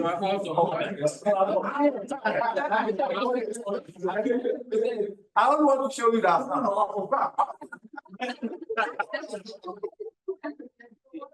But you see, the question one may ask is, what has that got to do with air?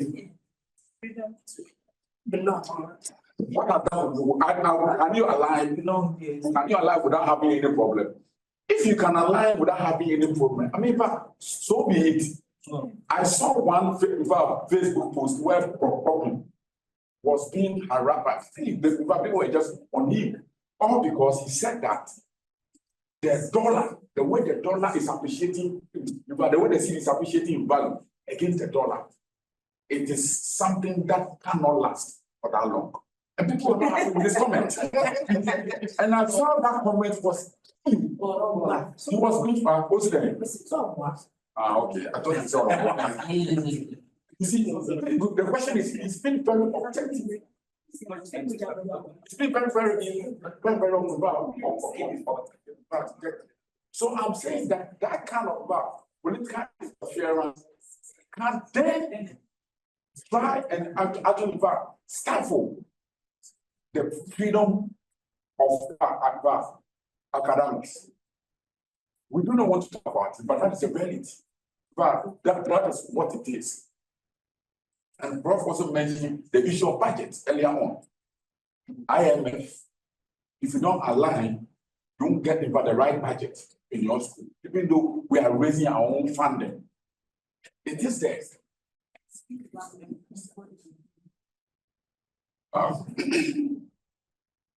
So, digital surveillance.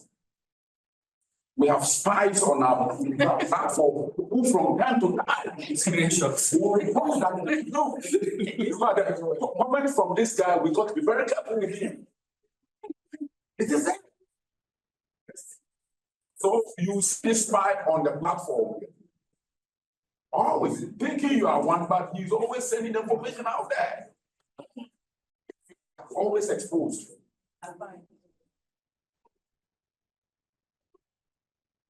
So I think I'm addressing many of the issues. But for me, the major threat really is about the coup d'etat in Africa. Since 2011, is it 20 years? Since 2011, in Africa alone, we've had between 11 to 15 coup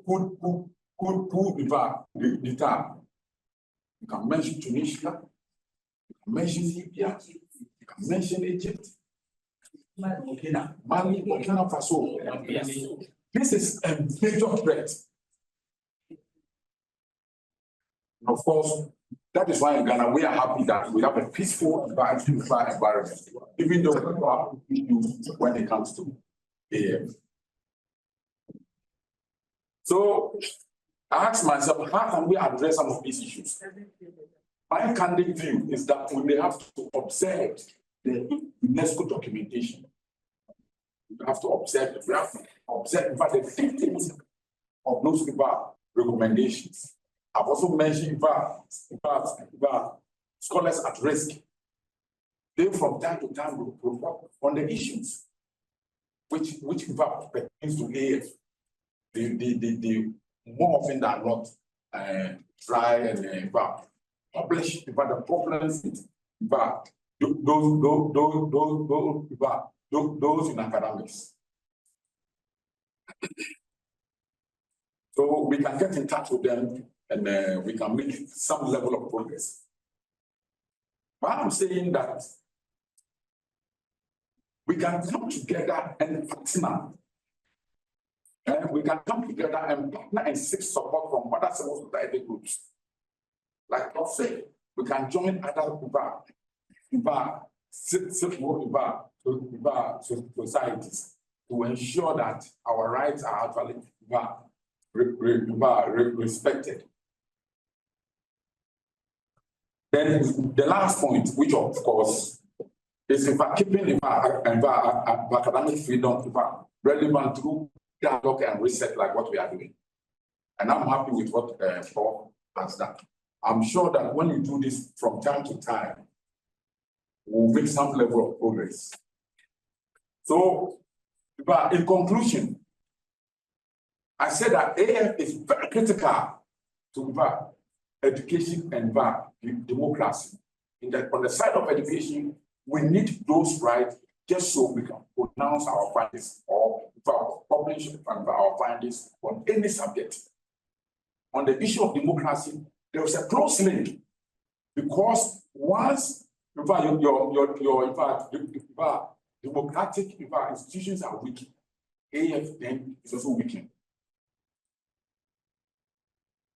Now I'm saying that even though problems persist, we can still go ahead and resist them.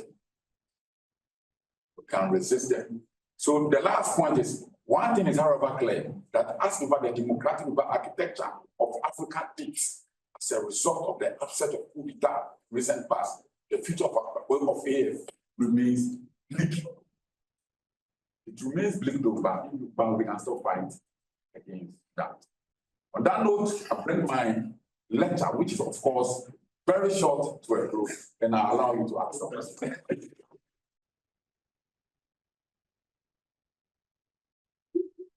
Yes.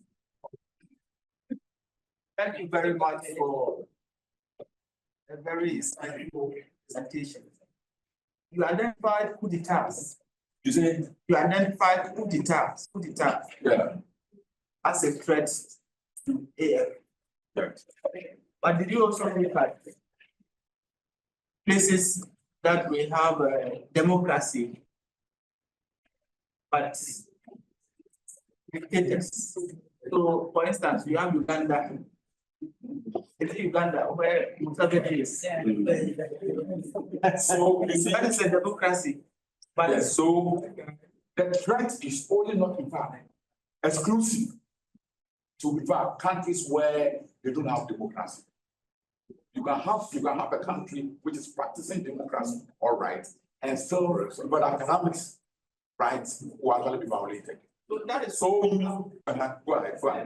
My question. I wanted to know whether it is the coup d'etat that is a threat to AF.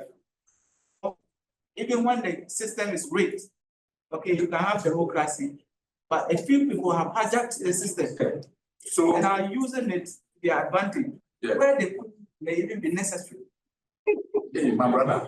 Yes, because you have to take them out. If you don't take it, of course, no matter what it is, it's never the solution. It's the issues of freedom.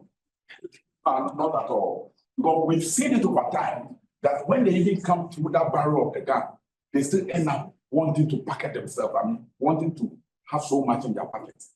They will line their pockets up. We've seen it over that. What I'm trying to put across is that coup d'etats may be one of those factors. Maybe one of those factors. You said me. You said me. You yourself. It's one of those factors, sorry.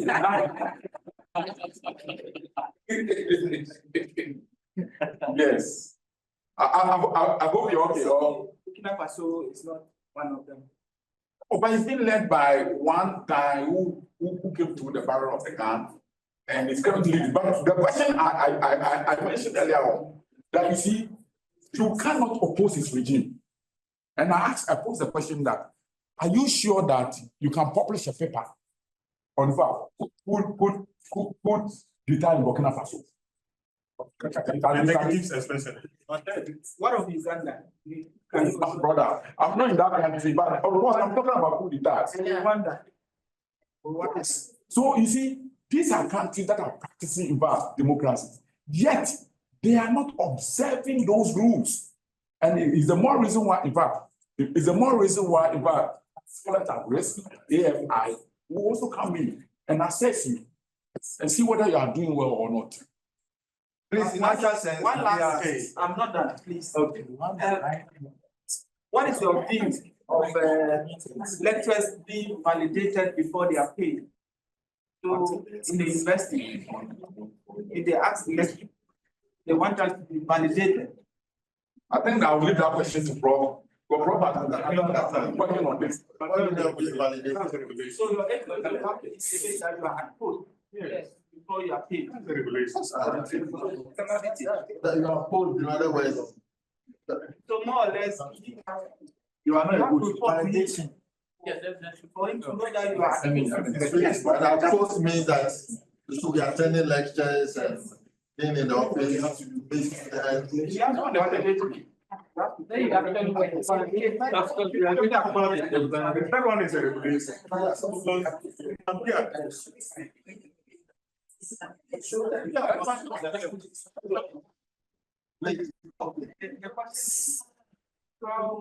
the first is not left the HOD. Now say you are approved or not. So if I'm on the sale, and my HOD decides that. Okay. I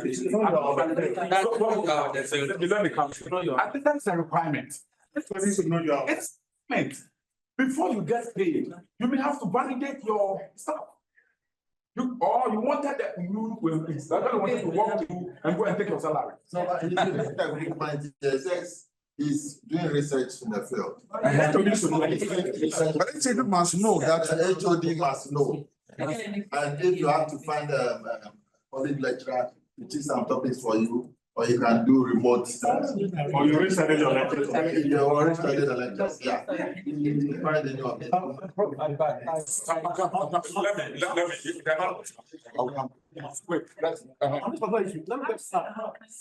Wait, please. On this particular issue, at UG, we took the view that, look, we are, as individuals, we are not subject to our head department. Sure. Head of department themselves may not even be available to receive the information that is required. And so asking somebody who is not obligated to sit in the office and be seeing who is coming in and who is not coming in to be reporting may actually be wrong in the first place. Because in the HOD is not required to sit in the office, come in every time to see who is who is not in. And now your personal life has to be at the mercy of the health department, you know, so that relax, let me finish. Okay. Yes.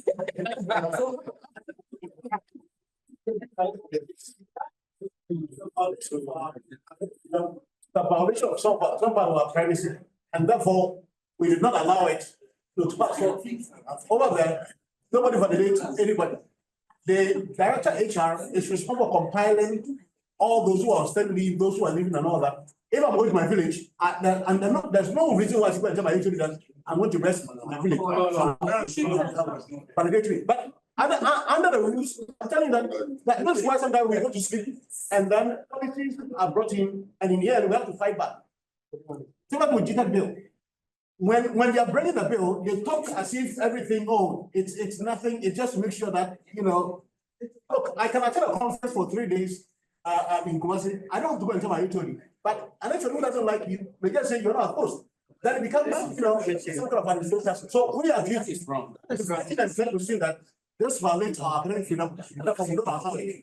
Director HR should be responsible for all these ordinations and not HOD. So, but thank you very much. Dr. Keke. Yes.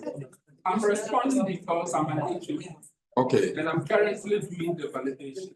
Okay. And I'm also a UTAC member. Okay. I think that we need to be educated. Hello, please.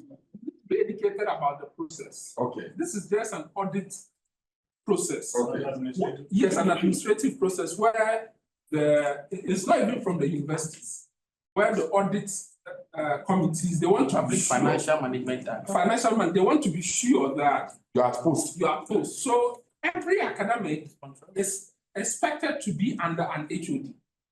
Now, we know that HOD still rotates.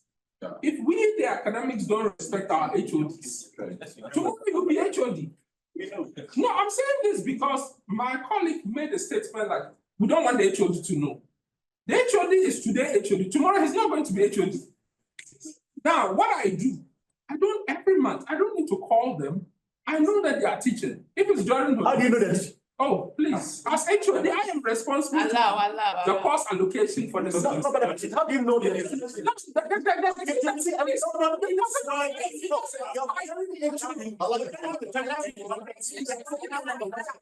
You are allowed.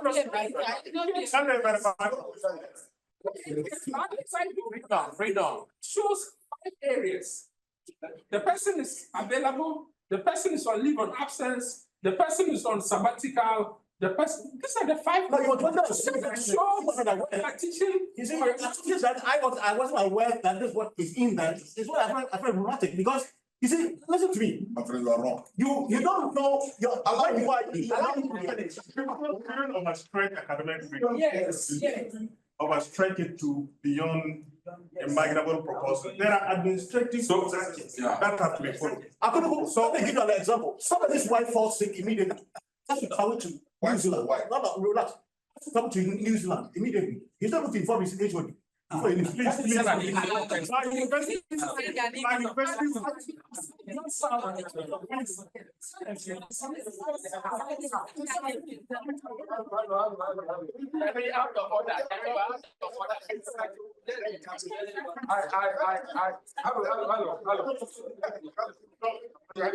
Wait, I'm coming. Hello. I teach in a class and I always try to control my class seriously.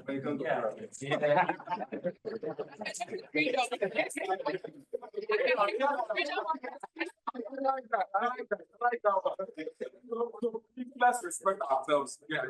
So I think you were making a point. So you see, I think that as union leaders and as academics, we have to be very clear what exactly are the boundaries when it comes to academic freedom, it comes to ethics and code of conduct for our profession. The university rules require that when you are traveling out of the location, you need even permission from your dean. If it is outside the country, you need permission from the vice chancellor. Sure. This has nothing to do with academic freedom. I mean, it's an administrative process. If we just say, because I'm academic and there's academic freedom, I can get up and go wherever I want. So I can even go to my village and be sleeping, and nobody can, because I have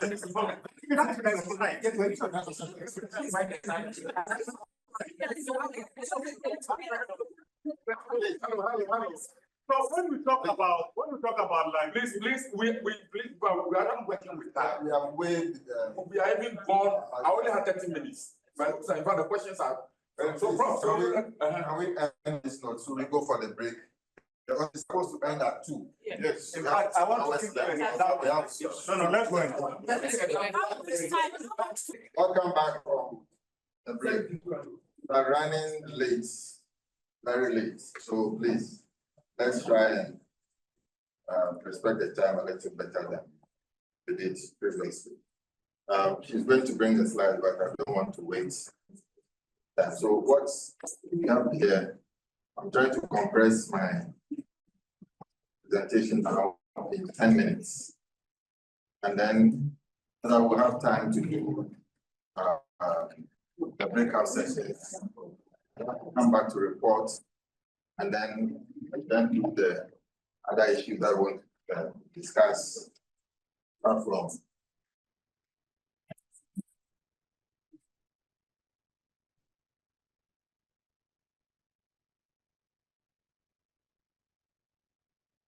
So I want to talk about the laws relating to academic freedom. We have international laws and we have local laws. For the international laws, we talk about, like I already mentioned, that there's no specific human academic freedom law, but academic freedom is derived from 3 main types of rights: right to education, right to science, and freedom of expression. And so we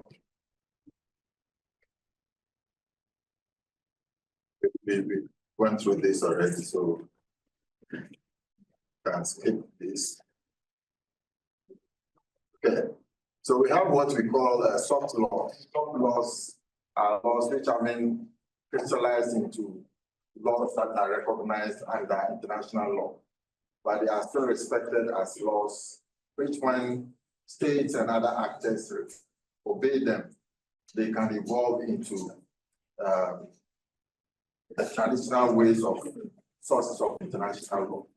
So the UNESCO recommendation on the status of higher education teaching personnel is one such document. But that document is also quite old, the 1997 document, which is undergoing review. So next month in Geneva, there's going to be a discussion on that. Then we have the Dar es Salaam Declaration on Academic Freedom and Social Responsibility. That is a 1990 document, which was made by lecturers and students at Dar es Salaam University. And that document is very rich in content in terms of rights of academics and students. The Kampala one also came about the same year, 1990, in Kampala. But if you notice, it is referring to academic freedom, but here this one is talking about intellectual freedom. And it's important in the sense that when we're talking about intellectual freedom, we're extending it beyond the strict confines of the classroom or the university. It includes think tanks like CDD, where people still do research and they publish, but they are not working within the university space. So they are also covered under academic freedom. So these are some of the international laws we talked about, apart from the hard laws, if you like, the treaties, which Ghana is a party, and then the soft laws. Then we come to the Constitution. I already mentioned that, to that.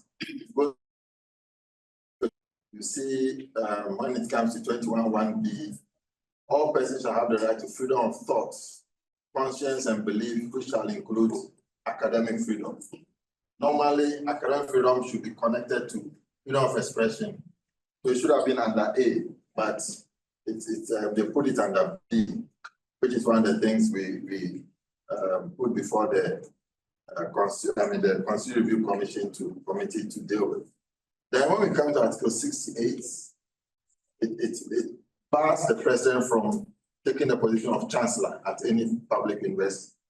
This is based on history. When Kwame Nkrumah was a chancellor and he managed to violate the institutional autonomy of the university in a number of ways. Then Article 71 is a controversial one, where the president is supposed to have the power to appoint a National Council for Higher Education, however described. This one is now the JTEC. But the government has been relying on this law to conclude that it has the power to appoint chairs of councils. And we made the point that the National Council for Higher Education, JTEC, is not the same as Governing Council of the University. The two are completely different. Okay, so but rather our position or our situation is spelled out under Article 1953, which says granting the universities the power to appoint persons to hold or act in an office in a body of higher education with professional training. So we have the power, every university, relying on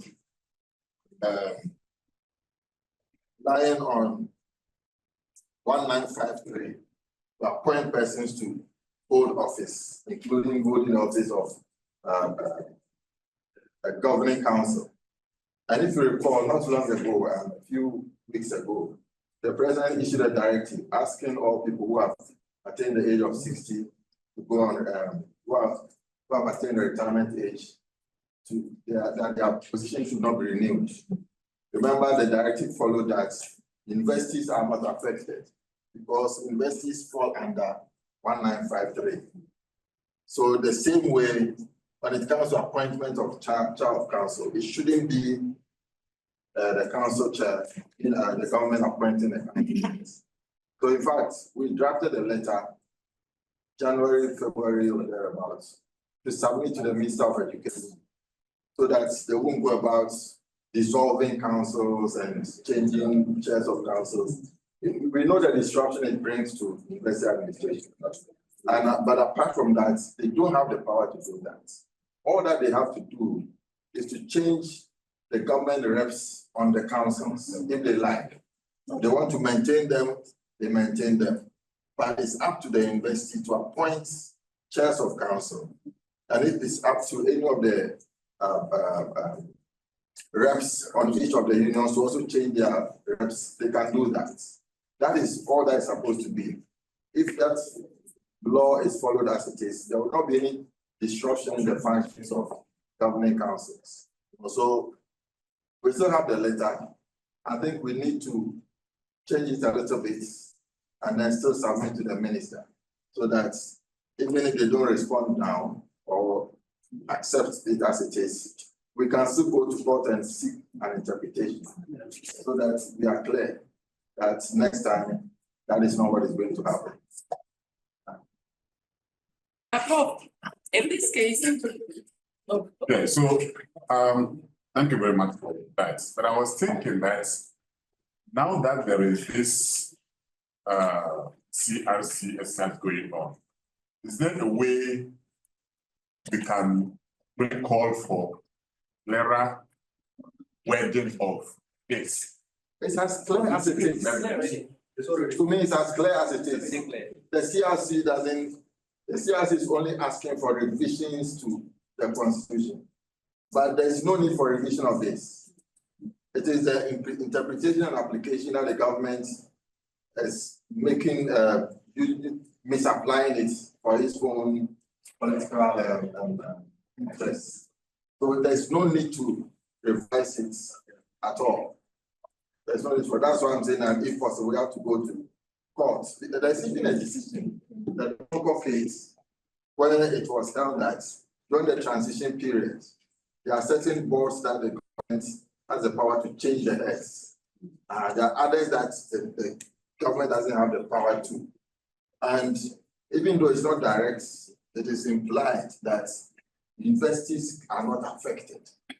So during the transition period, you cannot dissolve university councils. So I wish we could have time during the breakout session and the plenary to deliberate a little more on this so that we can come to a clear decision, because I think it's very important to us to take the firm decision on that.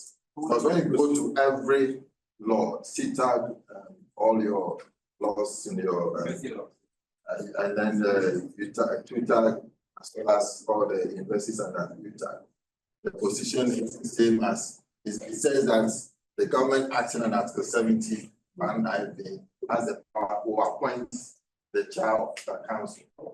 And we are doing for example, for the University of Ghana. And what is even more serious is that she is also the counsel for the president. Yeah. You know, so certainly there's a problem there that we need to deal with. Okay, let's come to the indicators quickly. When we're talking about, this is one of the works we do, which Dr. Granty was referring to, the Academic Freedom Index. The index arrives at first based on investigation that we do to uncover violations of academic freedom. Then when the violations, so we have monitors that they do the investigations. Investigation can be done on the field or based online. And then when the information is gathered, we document them. And then the third stage is advocacy work. How do you use the information you've gathered, the violation that you've gathered? How do you use it, or what do you use it for, to be able to effect change? And so to be able to do the monitoring, we need some indicators. So for example, is there a case of inflation of violence on the academic? Any form of violence? Sorry. The information at the TV will go off in 1 minute.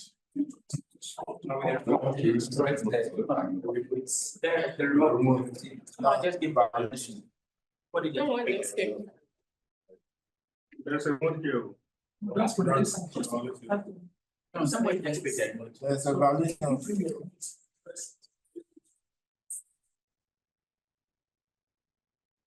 Okay, thank you. Yeah, so intimidation, sometimes they're intimidated.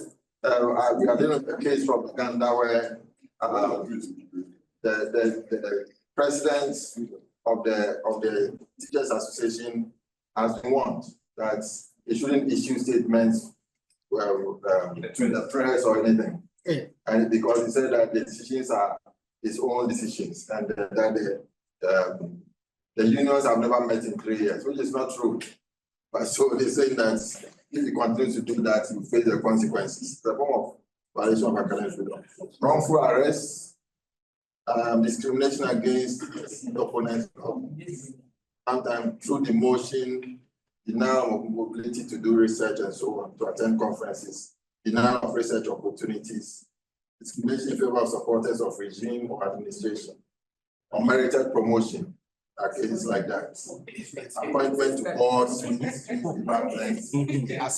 Well, you know them, that's why you're allowed. Okay. Previously related issues. Sexual harassment, and this is not only lecturers against students, it's administration against lecturers or lecturer against lecturer. Students against lecturers. Students against lecturers as well. Other forms of discrimination, gender-based, LGBTQ, governance-related issues, talking about table issue, for example. Right to criticize the university, how the university is run. Sometimes lecturers are called to the office of the vice chancellor and warned and so on. Freedom of assembly, library facilities or access to research facilities. So these are all some indicators. Managerialism, quantification of knowledge, marketization, corruption, nepotism, peer review issues. Sometimes peer review, you publish or perish. But sometimes we publish, before you publish, peer review can serve as stumbling blocks. Yes. Somebody knows that if you get published, you are going to get promoted. So the peer reviewer will not, if you especially publishing within your own university, you are in trouble. So others like criminal gangs against members of the academic community in places where, like Nigeria and other places where instability is high, where there's conflicts, like Sudan and other places, Somalia with our cases, even Mali, Burkina Faso, Kenya, yes, what's in the name?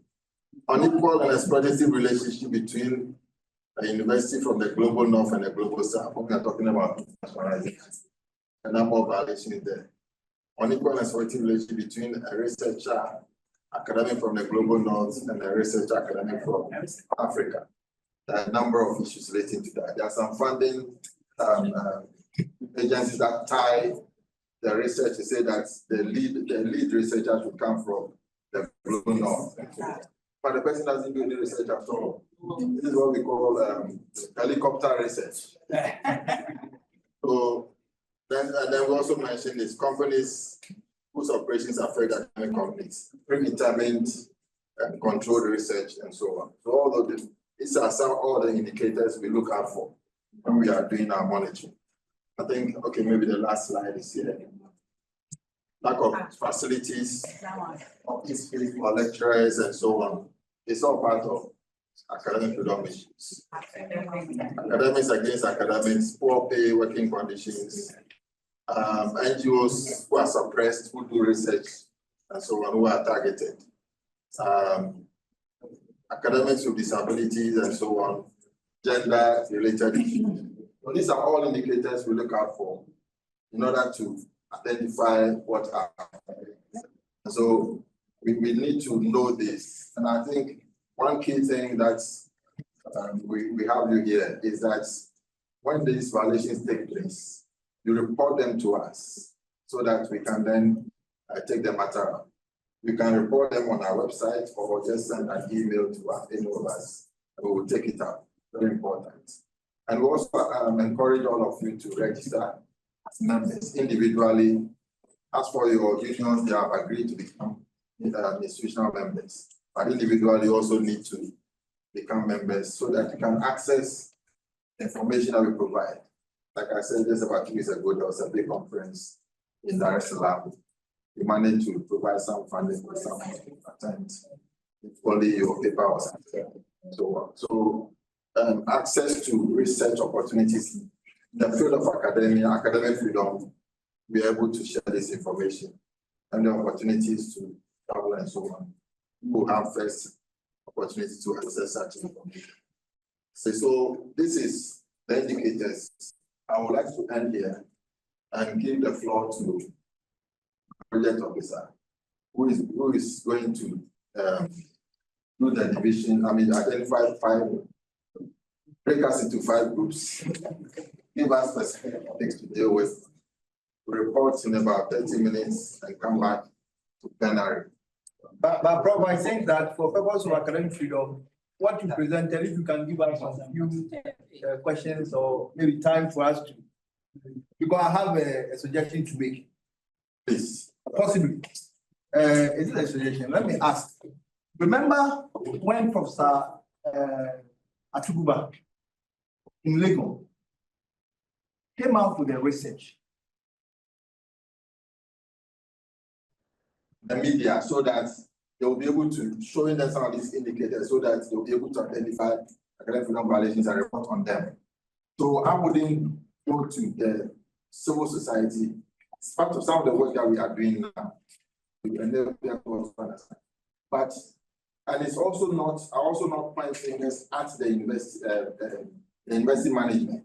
Rather, I will point the finger at the UTAG in this case, that they should have issued a statement condemning the Chief Justice for what she said and her reaction, which was very vitriolic, and even to the extent that he was prevented from going before the courts for some time or so. Yeah. So it was that serious, a serious violation of academic freedom. And what is even worse is that where he held where the conference was held at Gempa, the rector of the university called the dean of the School of Law to ask him to apologize for inviting allowing Professor Atuguba to come and make such a statement. And he didn't do it. He said, whatever you can do to me, do it to me. I won't go and apologize. And that is a case where he stood firm and exercised his academic freedom. So I think most often we don't support our own selves. And that is very unfortunate. So we are hoping that going forward, that will not be the case. We didn't have the opportunity at that time, yes, so I will alert you, but no, please, somebody at the back.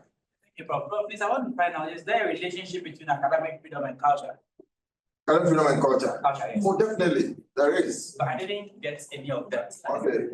No, I mean, like I said, I didn't get it right. Okay. The right side will not be connected. But when you go into the history of university, origins of universities, they started in Africa. As we speak today, the oldest existing university is in Morocco, Accra University, which is recognized by UNESCO and the Guinness Book of Records. Universities in Egypt, Ethiopia, the Mali Empire, and so a lot of them. So these are all connected with the culture of the people. Yeah, so there's a strong relationship there. And but unfortunately, time and other factors in our lives. Okay, thank you. Thank you. Well, Prof, just the last one. Yes. I think one of the slides there was mention of discrimination, LGBTQ, and I don't get it. Oh, okay.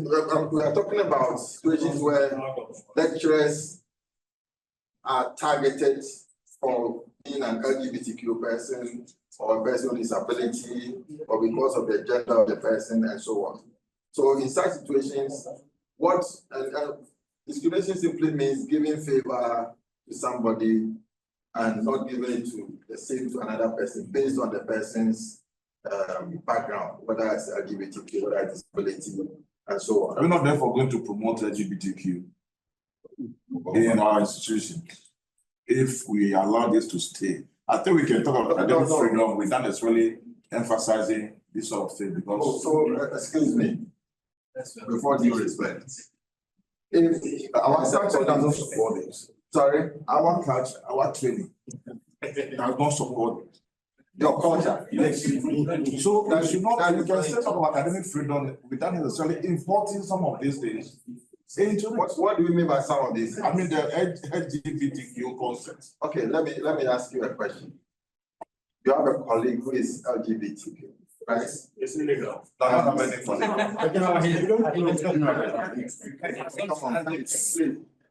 Academics, please let allow him to do that. The academics, and so this should be the last forum where we want to talk about LGBTQ. We feel that those people are, excuse me, human beings. There are academics amongst us who belong to the LGBTQ community. I am not one, and my Christian principles don't support that. I support LGBTQ practice. But if you would deny a colleague who is an LGBTQ research opportunity because of his LGBTQ situation, it is a violation, it's a discrimination, a violation of his right to equality. That's what we are talking about. We are not promoting LGBTQ. What is the position of the law on LGBTQ? The law is not very well clear, and I'm not sure this is a forum to go into that. But if you want us to talk about it, it's been a different forum. If you have a student, excuse me to say, there's a student who has come to my office and said that, if you like, confessed to me that as a person, he's an LGBTQ person. And he says that this is the situation he's facing. Some students have found out, and this is what they are doing to him. He cannot concentrate and study.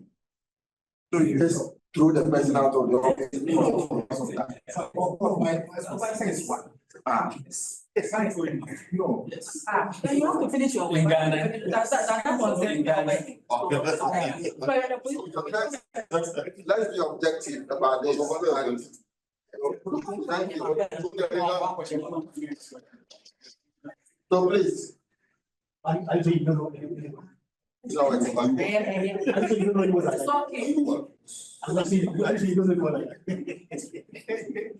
Are you foreseeing the first one? From beginning. Yeah. Okay, thank you. All right, so this session is a group discussion. We have just 30 minutes for this discussion. One of the outputs from this workshop is to get strategies for advocacy for academic freedom and amongst academics. So we are going into group session, and then we discuss the strategies to use as academics and as an NGO, ECA. So we have 5 groups. Yeah, so group 1 is here, group 2 is here, group 3, and then group 4, and then group 5 at the back. Academic freedom.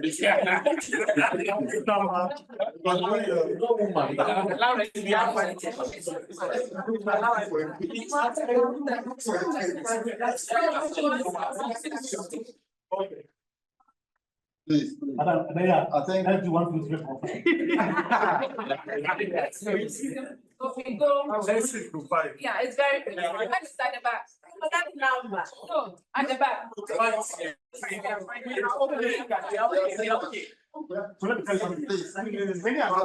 This one, for example, is about 8, and they are 5. They are balanced.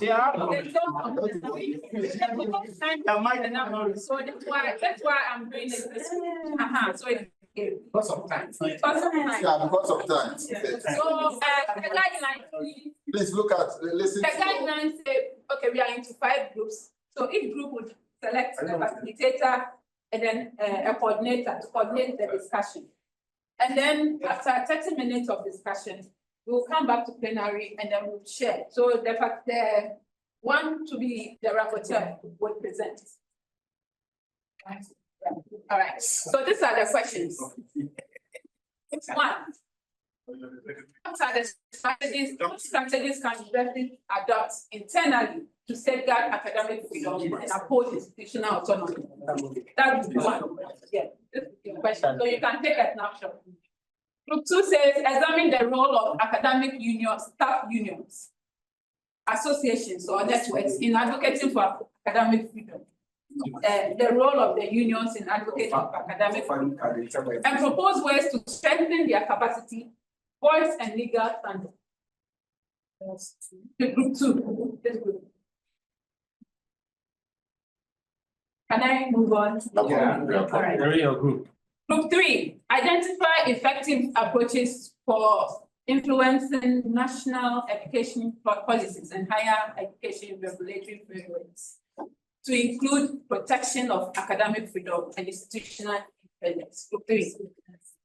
Group 4 says explore how academics can collaborate with civil societies like ACAP, media, and student groups to promote public understanding of academic freedom and mobilize support when it is needed.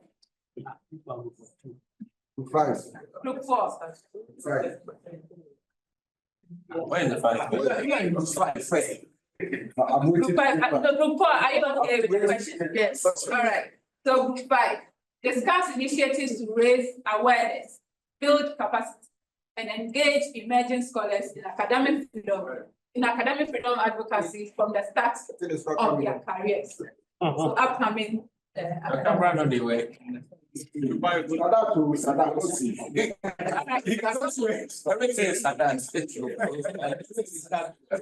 is questions, or we start discussion.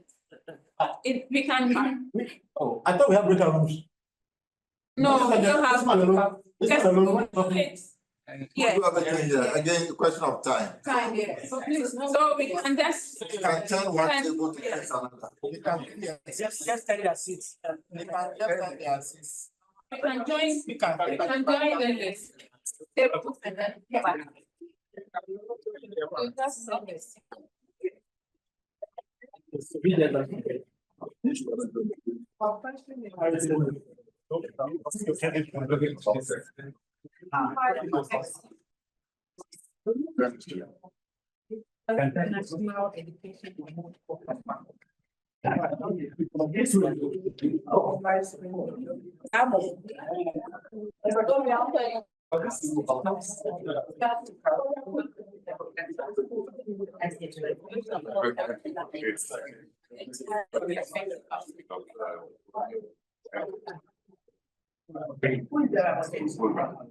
National education.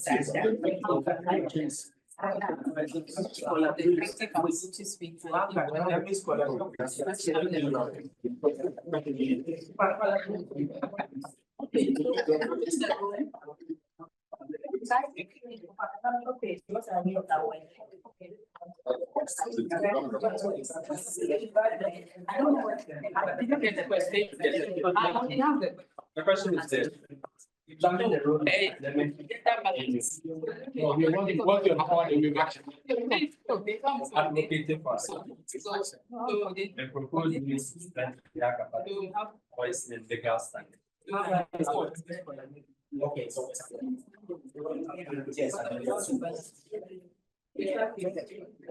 and rules ways to strengthen the capacity.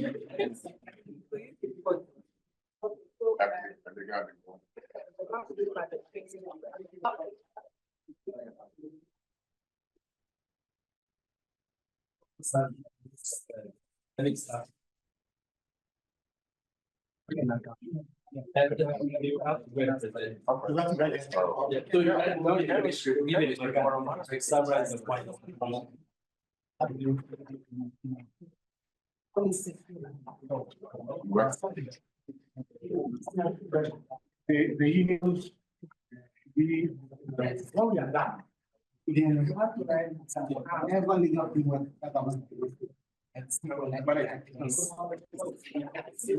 nobody knows anything. The only way. So the question for us to examine what is you explain.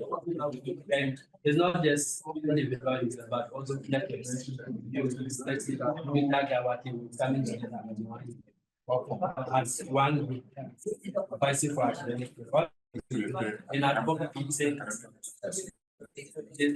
the rules of academic associations and ethics. So it's that. That's what I The unions public set the rights of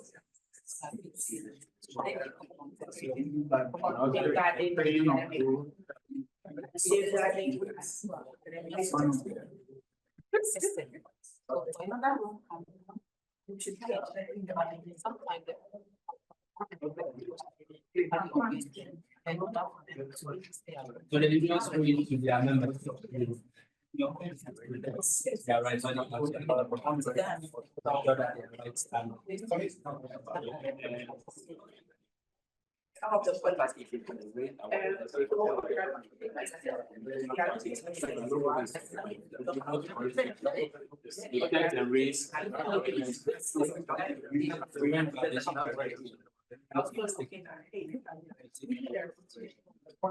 Okay, so the chief.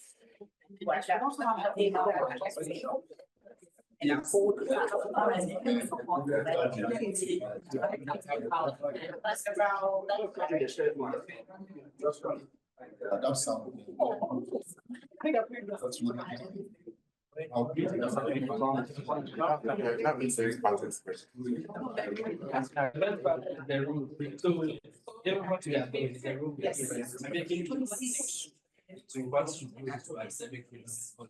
To try to do like we have to he's right.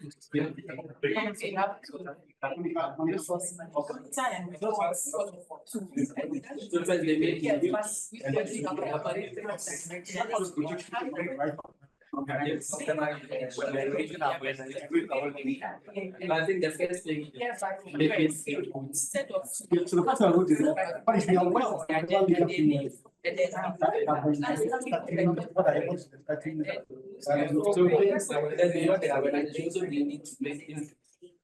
like we are seeking to change. Okay. Not all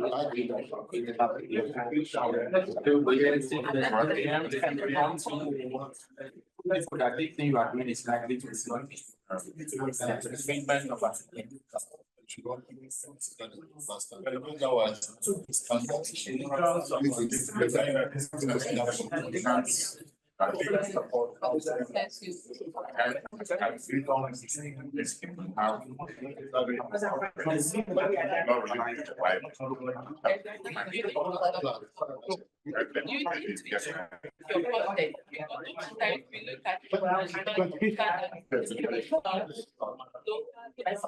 And so we train people.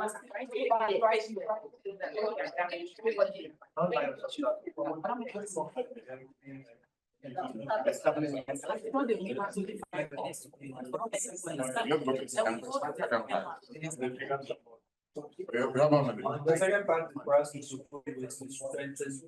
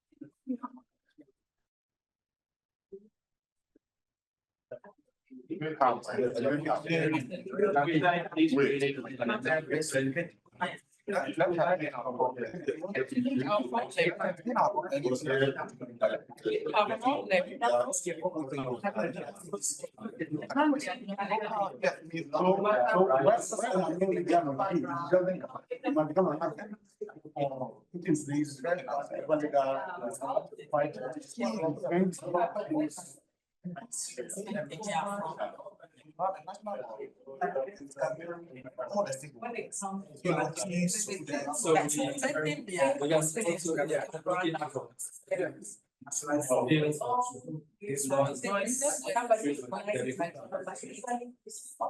Yeah, so basically.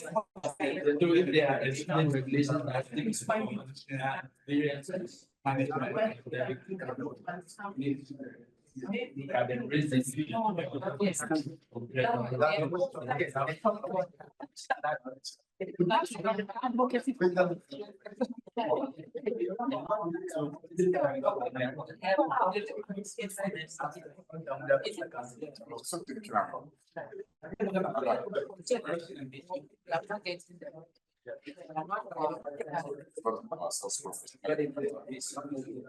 You're about to say this. So capacity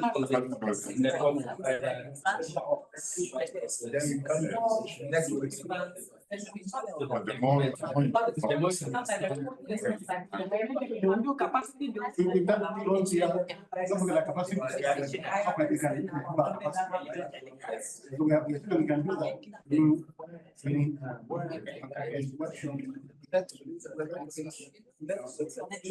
So I think that covers. And then, in terms of legal, being advocate to ensure that, right, one is trying to.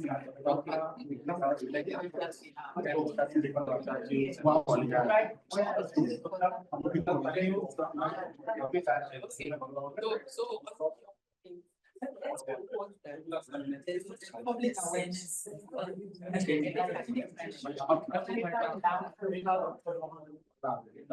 How many points?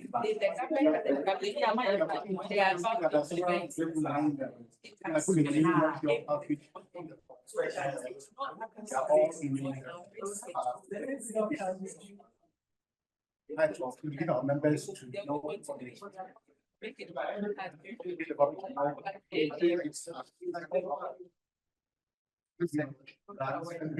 what is it? Okay, but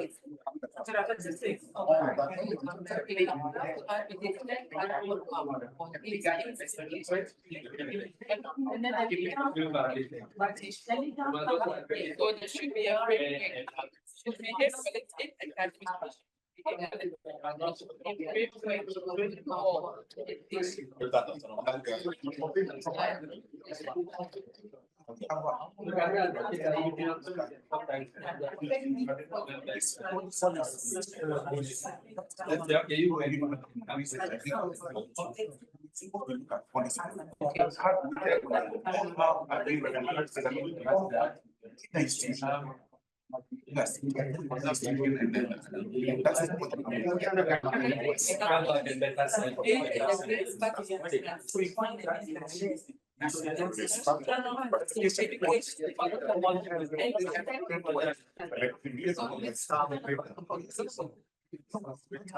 But we are looking to although we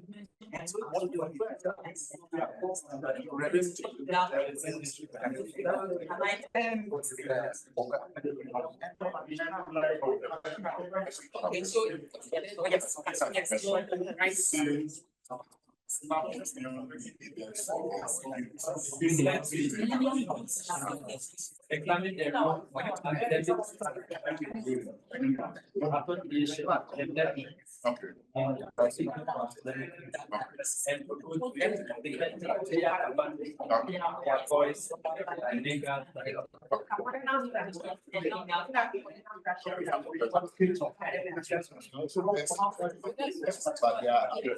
yes.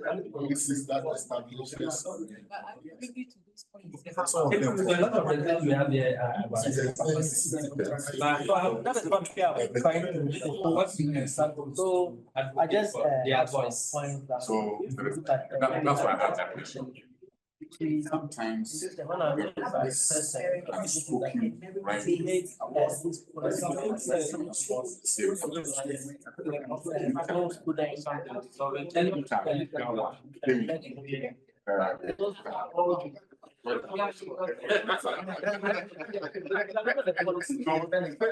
let's get something.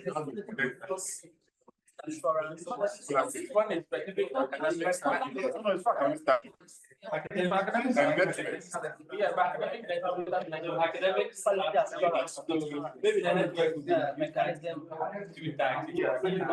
That one. I think that one too, there is some unspoken. That thing That one is not within. It's not academic level. It's not within. I wanted to say that. And in Is there a way-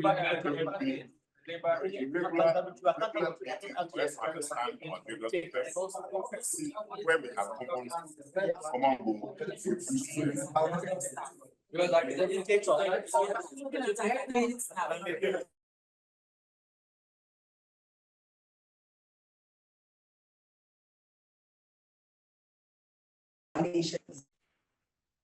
It is very difficult when someone is confronted by issues of speaking up and getting attacked, or you are violated. It becomes a veranda talk. Everybody is talking about it, but the top never hears. They also hear it on the veranda, nothing formal. Where do you even go to seek redress?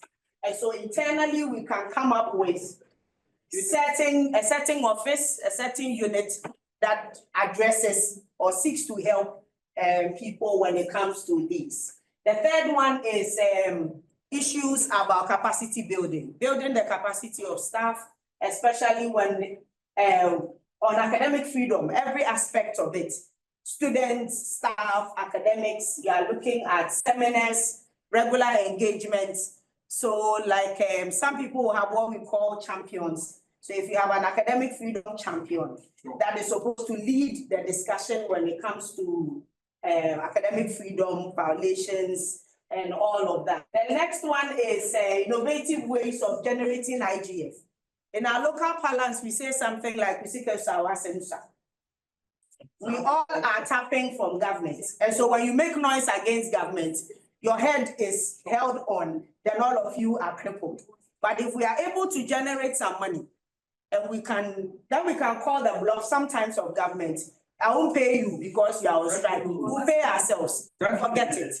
If we are able to generate enough money, we can call the bluff of leaders sometimes. But you cannot just come in and stample on us like because you are giving us money. So generating IGF is something we think it's important internally. Beefing up internal structures to support the staff is also important, every aspect of it. And then we talked about transparent and merit-based approaches for promotions and appointments. You are not liked, so someone is taken above you. You are on the other side, so you stay there. You will come and cause problems. A railway or hard journey, a branch way or hard journey, so we won't bring him. Even if those ones are the ones that will help in championing the cause of the institution, you are sidelined. So we need to have a transparent and merit-based system. Who can assume this position? How many years do you have to wait? It's not like others, they say you are short of find some ways one day. No, you can't be. Then somebody is made. Say someone is going for pension and they say, oh, their money do 1 year, no pension. So I see if it's a package for retirement. Let him be it's just 1 year.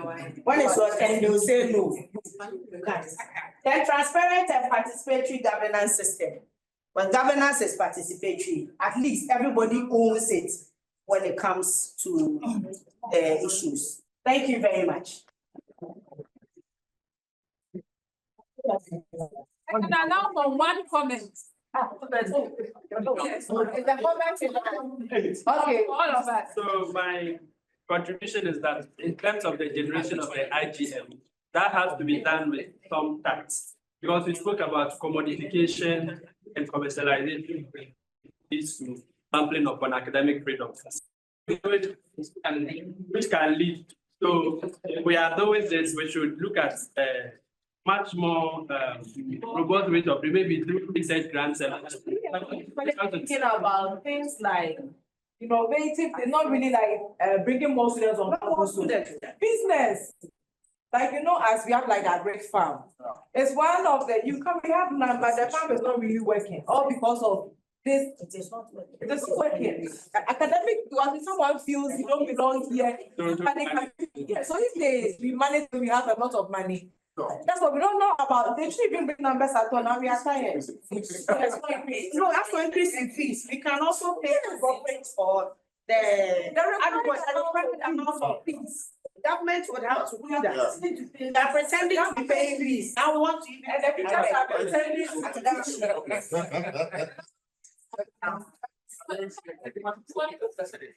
So my question is, how do we? Order. Hello. Yeah, with you. Are you with me? Yeah. So my question to group one is, how do we champion these strategies so that it can be implemented in our institutions?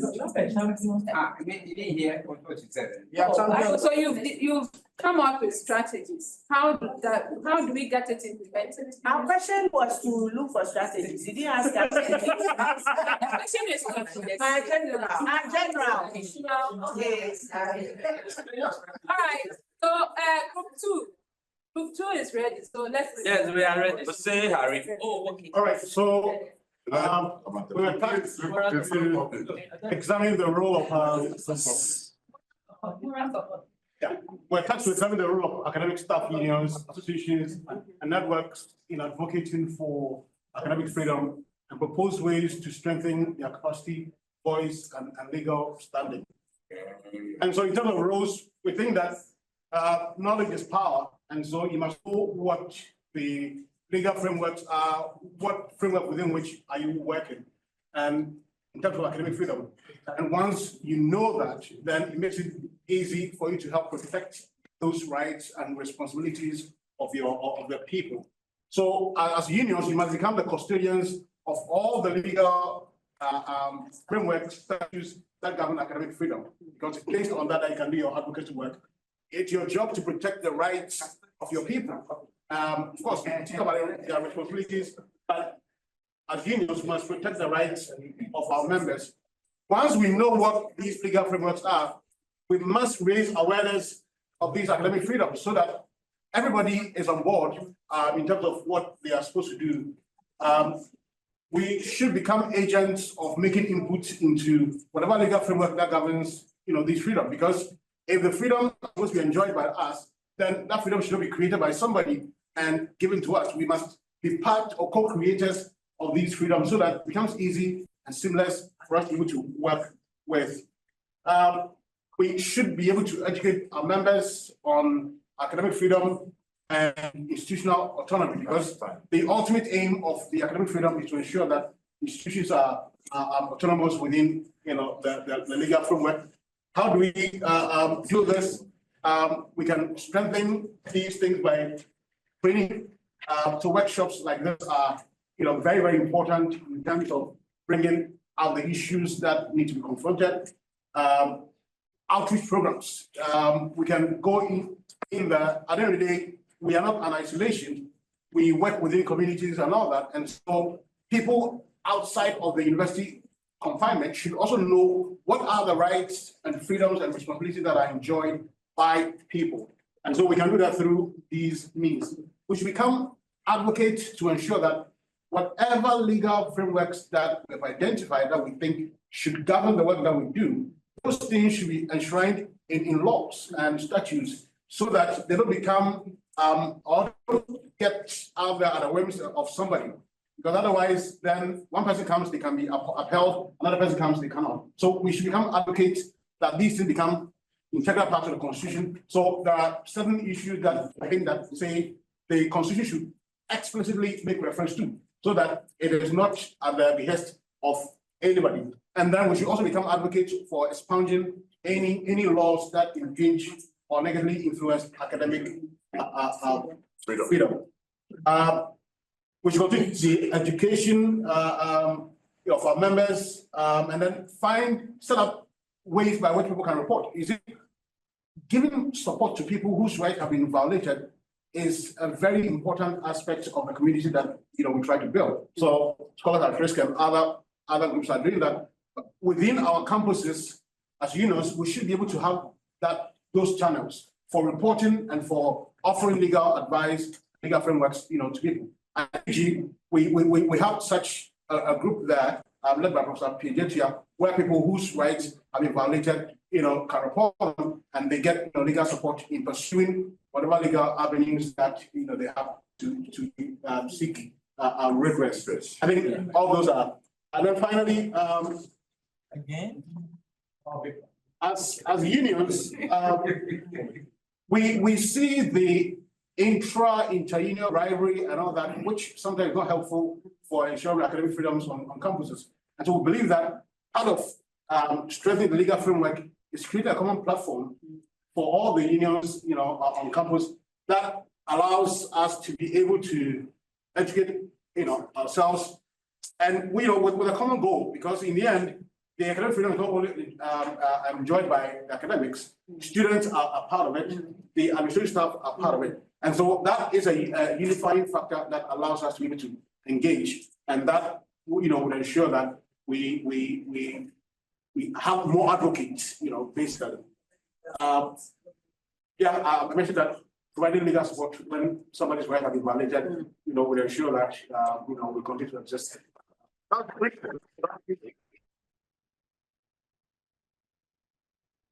Very much.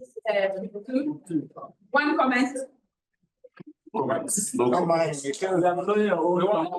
Okay, so group 3. Three pages.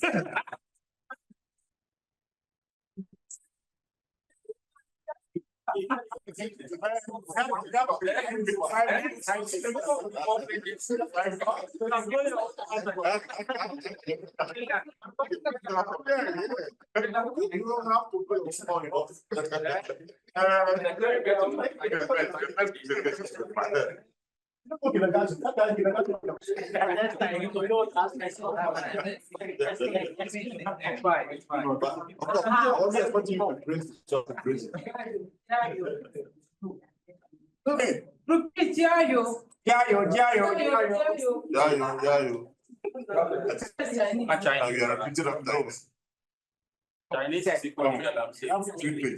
So ready for you. So 10 minutes.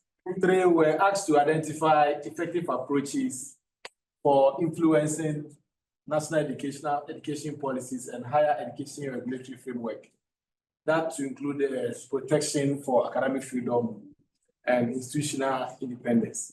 So we said that there should be an inclusiveness in educational policy. What we are saying is that all policies should not only be on political lines, but it should be in a way that will benefit the university and in a large scale the academics and people who are also in the university. Then we said there should be a national education policies. That's what I said earlier on. That is apolitical. That's not apolitical. That is apolitical. That is apolitical. Yeah. That's apolitical. And then we also identified that there should be a national forum to involve all stakeholders so that they can come up with certain policy that will help to strengthen whatever we have currently. Then there should be an implementation and administration of National Research Fund. And here we are saying that should also be apolitical and even its administration. We realize that the policy may be there, but like we have all discussed here, politicians can take hold of it and decide to do it the way they want, which will not benefit the academicians. That will affect our academic. Then we also said that there should be a review of the current education policies, and there should be more emphasis on the academic freedom. Then we talk about the establishment of the robust quality assurance mechanism that will look into the educational policies that we have.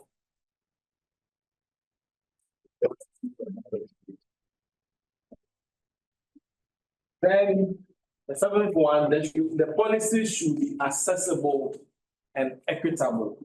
This is where we talk about the LGBT, as Prof was talking about. It's against your religion. but then they should be able to say that they also have access to that information, which will not infringe on their academic freedom. Then the last but one was academics should be empowered to have their own regulators. We have GTEC, who is the only regulator of all the tertiary institutions in Ghana. You can submit a curriculum proposal and they're just changing of FU to MTech. They say, go and change it for 1 year and bring it back. And nobody there challenges this thing. This is where we think that we need to be empowered to speak to power and ensure that our academic freedom are not infringed. And the last one is establish an advocacy network like what we have here, able to speak against some of this thing that happens in our educational system. But this is what we feel.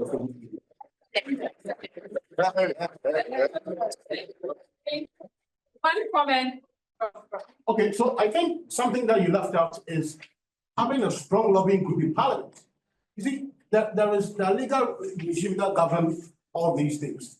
If we want to change things, we need to change the law as well. So we are trying to get detailed law to be repealed. How do we make sure that detailed law is repealed, replaced with something that's fit for purpose? Means getting to know the MPs that we can speak to, getting to appeal to them. Lobbying is a major part of how effectively it should be an end. Yes. Okay, please, add it. No, that's, it's, I don't know, that's, it's all of the. Yes, I have as always.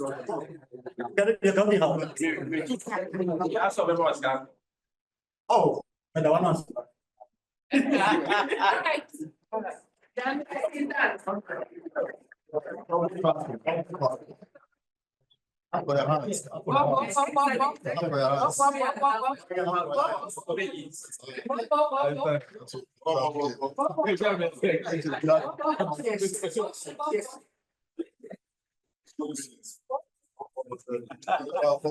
It is possible.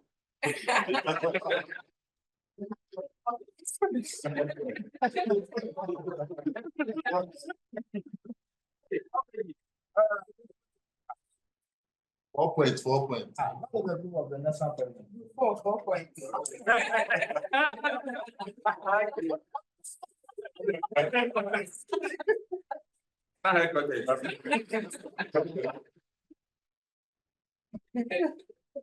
Good afternoon, honorable colleagues. Good afternoon. It is a pleasure to be here on behalf of.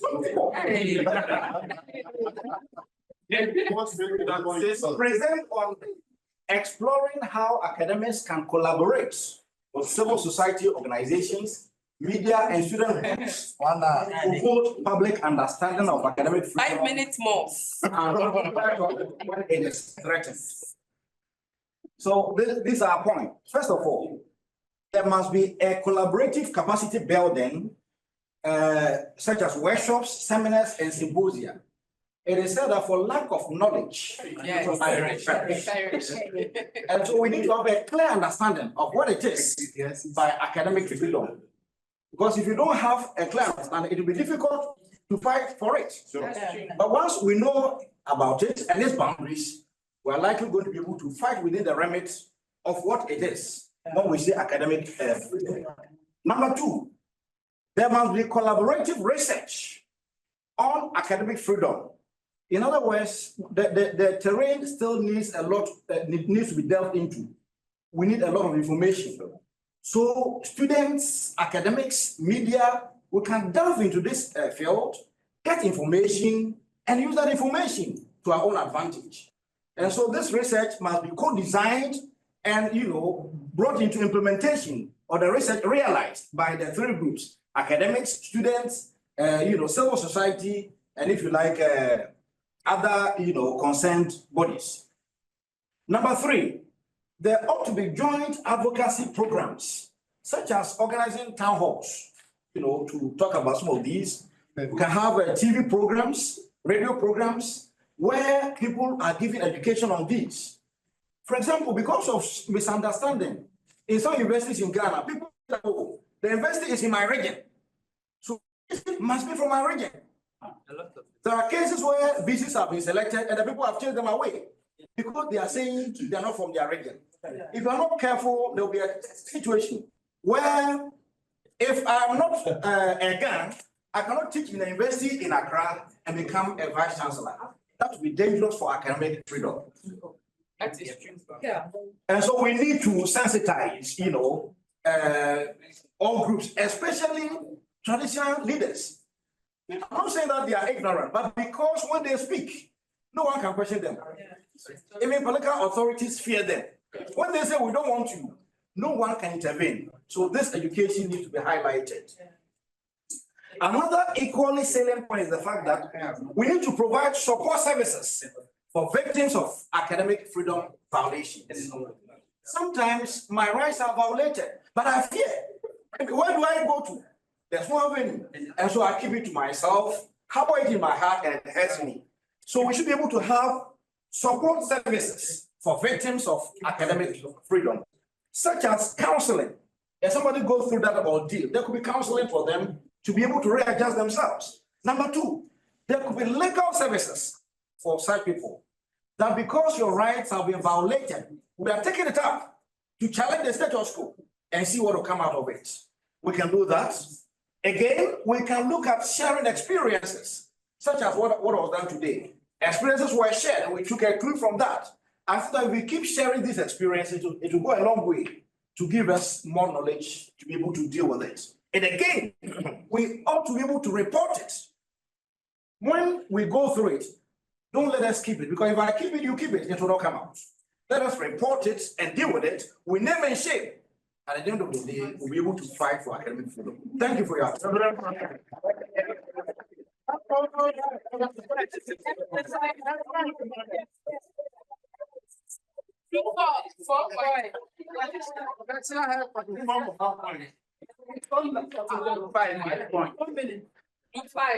Five pages. The ultimate.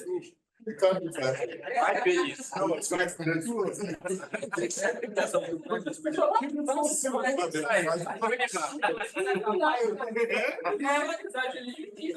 Put 2 headquarters. Bro,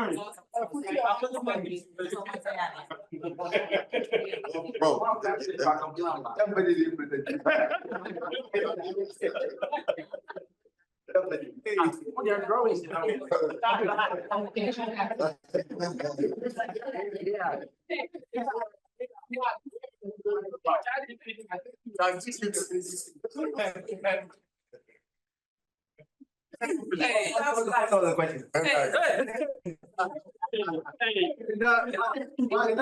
I'm going to chew this into discuss initiatives, raise awareness, build capacity, and engage emerging scholars in academic freedom advocacy from the start of their career. The head of diagrams.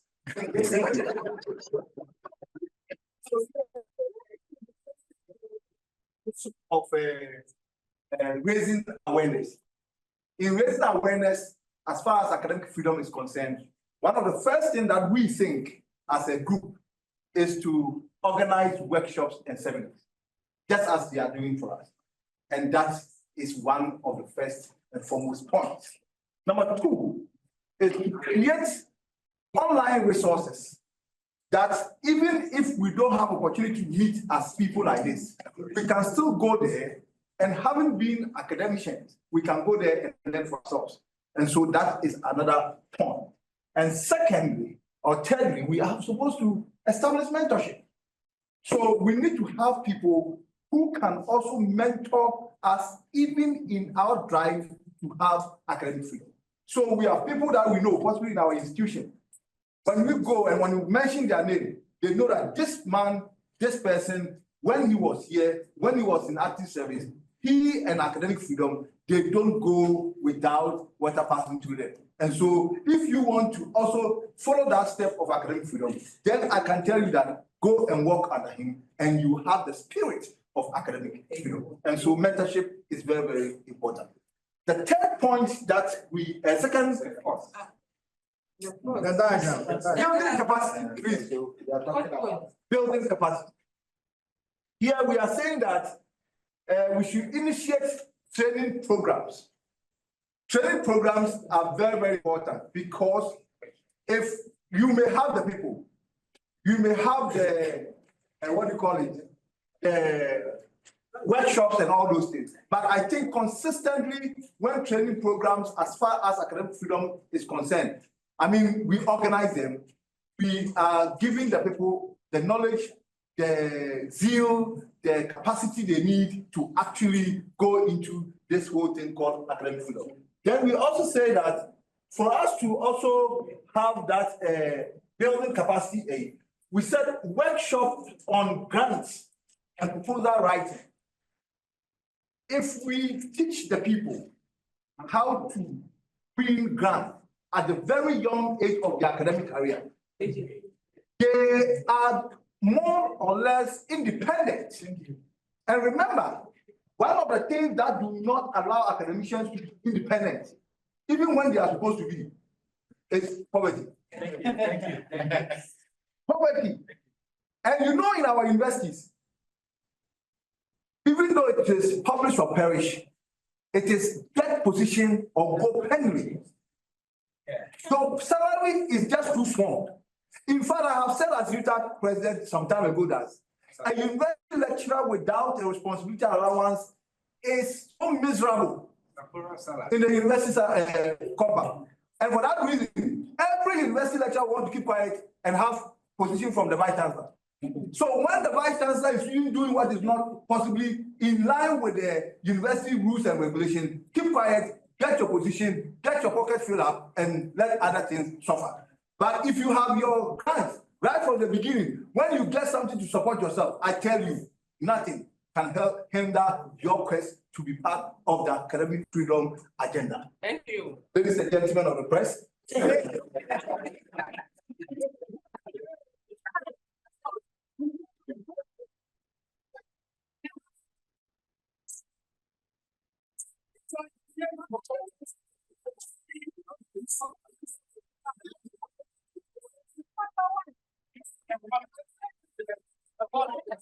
I also think gone through the training programs, workshops on grants and proposal writing. I think we should also have networking ability. In fact, it takes two to tango. You cannot walk alone. Liverpool. You see, in the fight for academic freedom, it is done from the old Akan adage. When the broom is one, you can break. Singly, you can break. But when you are together, I can tell you, you will struggle to break. And academic freedom can only thrive when we network among ourselves and come out with a group like UTAC, which is so formidable, leading, and we can stand and support and protect the academic freedom we have on our campus.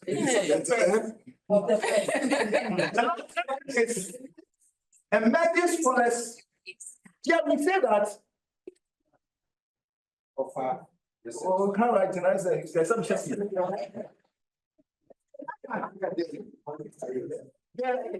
You see, assuming we have an institution or a culture,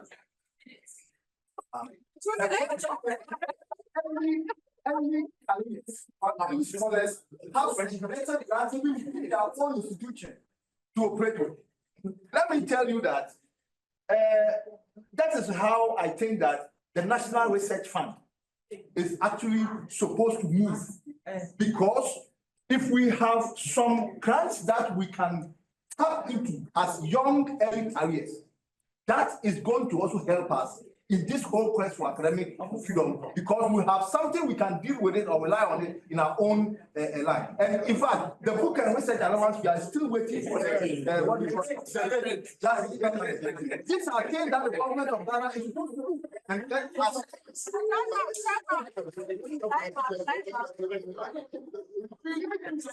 academic freedom clubs. Academic freedom clubs should not be even left right from the university student we should even begin to have academic freedom club in the university, because academic freedom doesn't only exist for lecturers. No, the students must have a right. And that right of the students should not be taken from them. And when the right of the student is taken from them, it is an institution that do not allow academic freedom to operate. And so those clubs are formed at the very early 30 seconds. Ladies and gentlemen.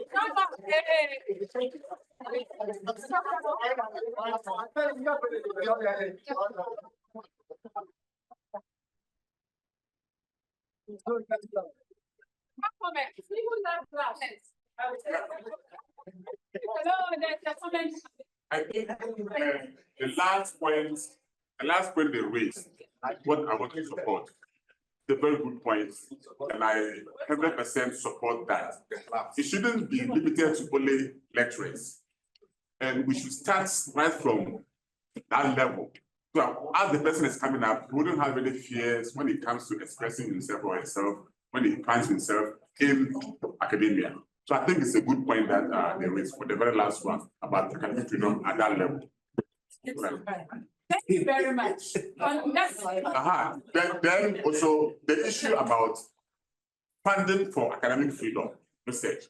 I was thinking about the same thing. I thought that we should test the waters and see the extent to which the nation will be ready to support research in academic freedom. So we are not interested. Let's try it and see if they can right to get fund for sponsorship to see whether we'll get that support, the funding, to do research that will add to the quality of what we deliver as lecturers. Because as a nation, we support standards, material standards and all that. We have standard authority and so on and so forth. So what about academics? Is there a way we can get funding reserved from national coffers? So this is for fighting against any violation of academic freedom. Thank you very much. Thank you very much. On the point of clubs, I'm glad to announce to you that ECAF is doing exactly as you have said. So at the moment, we are running a project that is bringing out clubs on campuses. We are starting with 8 universities across the continent. So University of Ghana is one. Everything.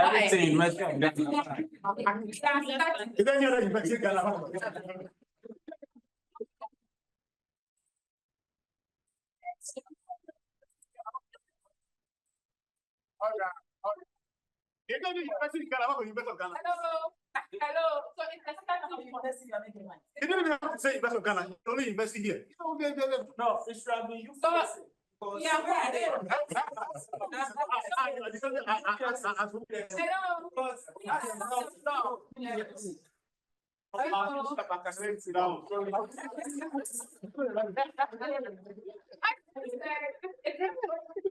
They are starting with 8 universities. Okay. They are hoping to expand to more universities. The next should be UPSA. Sorry, Right, is it going to be like a grant or something? Prof will talk more about it. Because otherwise, it's to require that other universities. It starts from somewhere. But it's a pilot, so. It's a pilot. It's first up for one. And we decided to cover all the major regional things on the continent. So one was 2 or 2 Francophone. And they are also based at law faculties in the sense that we want to use clinical legal education so that they would then use it to link up with the other departments within the university. So gradually it will expand to other universities and to other departments. What's the nature of it? That's suggested. The nature of it is that we want students to understand what is students' academic freedom. That's number one. And then when they know it, they develop indicators, like we have shown indicators for academics. And then 3, they will design projects to ensure that these rights are respected in the universities. So the idea is that it will help to, they will discuss it and work it out with the academics so that it will correct some of the power imbalances in the classroom and so on. And so ordinarily to help to democratize the classroom. So my suggestion is that when they get to that point, and the students also contact other law schools and other universities, at least to get one person from each of them come together and do it interdisciplinarity and that is what it is, yeah. And ultimately, we are going to organize a conference for students to share some of these ideas. Right, thank you very much. And then I also want to, about the research for academic freedom. ECAF has also sent out a call for proposals, but at the moment we have closed it, but there's more to come on research on academic freedom. So I would urge every one of us to be a member of ECAF, and this kind of information would come to you as members, and then you can apply for those funds. All right, so our website link, I think we can share with you later on so that you can register as a member. We have institutional members and then we have individual members. So as an institution, you can register and join as a member, and then as individuals, you can also. So I would add all of us to members. Yeah, so is it coming at a cost? I mean, at a fee?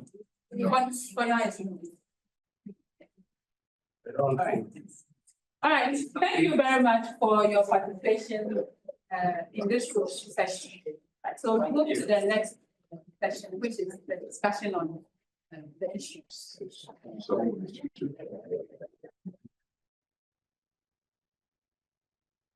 So we are coming to the tail end of it. Want to thank you very much for your participation, the enthusiasm, and the dedication to the whole work. And so what we want to do now, we don't want to take too much of your time, but I received from UTAC presidents a submission to Constitution Review Committee. It's quite detailed, but I think this is from UTAC. I don't know if UTAC also has something that we put together, and CTAC as well, but it is very detailed, and I think it's something that should will make an impact when submitted. Of course, it deals with academic freedom issues. It deals with it also covers other issues as well.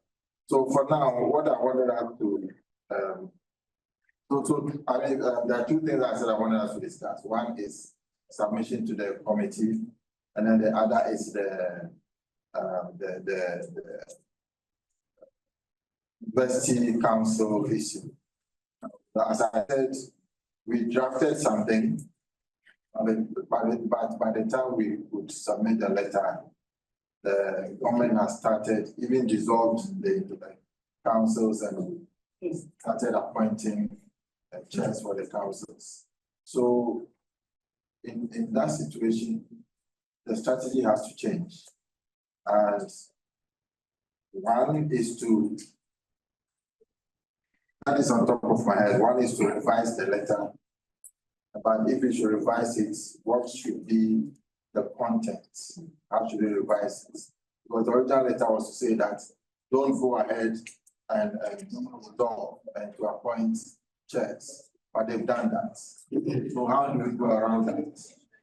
And number two,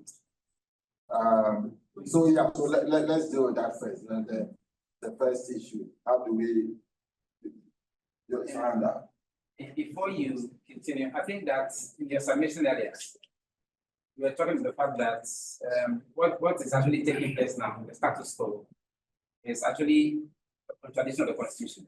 So I wanted to ask you, but I didn't get the time to ask the question. What do you propose should be the way to go about it? Because if we have to appoint our own chancellor, council chairs, how do you suggest we do it? Because it's be a bit complicated, knowing the legal framework and how councils are actually politically motivated now, and people are so legalese with a lot of issues. Is it the management that is going to do the appointments? Is it the council? I mean, It's a bit. It's interesting, the University of Ghana has an example. Okay. You know that until we have been operating under the 1963 University Act for so long. It was amended by a lot of the both military and constitutional regimes until the new constitution came, that's the 1992 constitution. Yes. But when the new 1992 constitution came, the University of Ghana still, by then the old 1963 Act was what was in operation.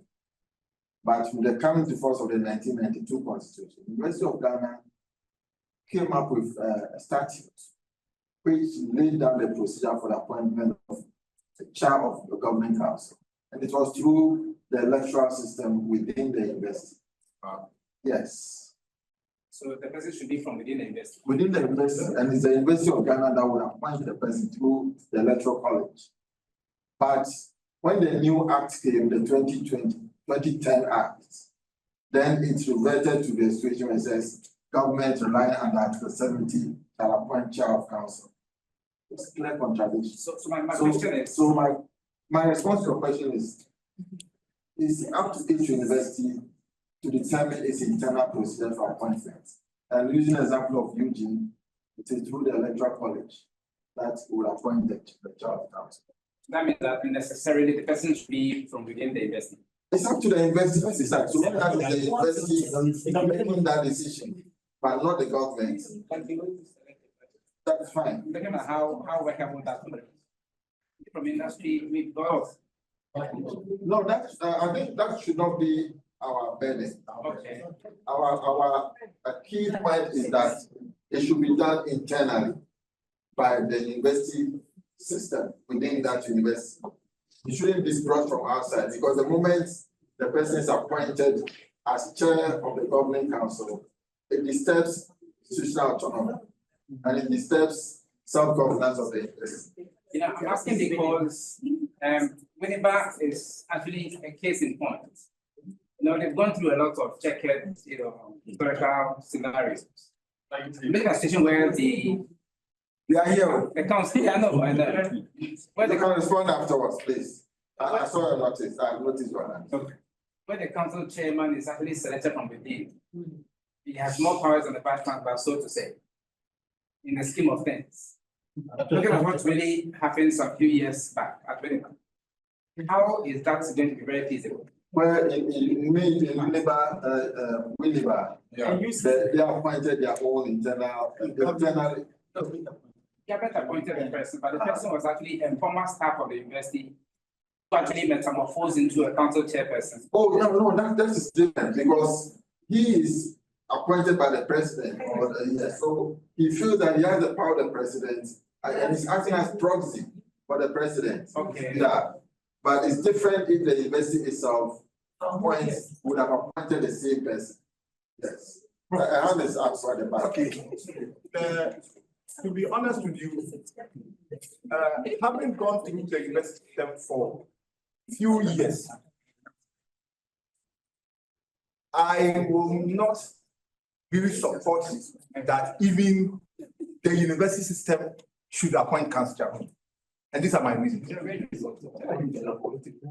The university, we are all university staff belonging to one side or the other. Which side are you? Oh, you see, we cannot deny the fact that university doesn't have factions. You are talking about political factions. No, not political. But to be honest with you, in the university, the internal politics is more dangerous than international politics. That's true. I agree. But we, so we have not even come to the tribal. We are only talking about internal politics. And when the council chair is to be appointed in a way that's even tilt to one particular fact in the university, I tell you, we will never have peace.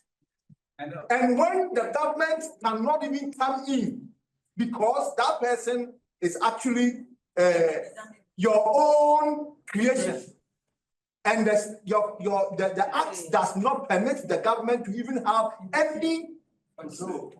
Please, we are going to cause a lot of problems. With the current university to Okay, thank you very much. Let's Ada. We go here and then we somehow have a legal conundrum. Government is appropriating powers to itself that it doesn't have.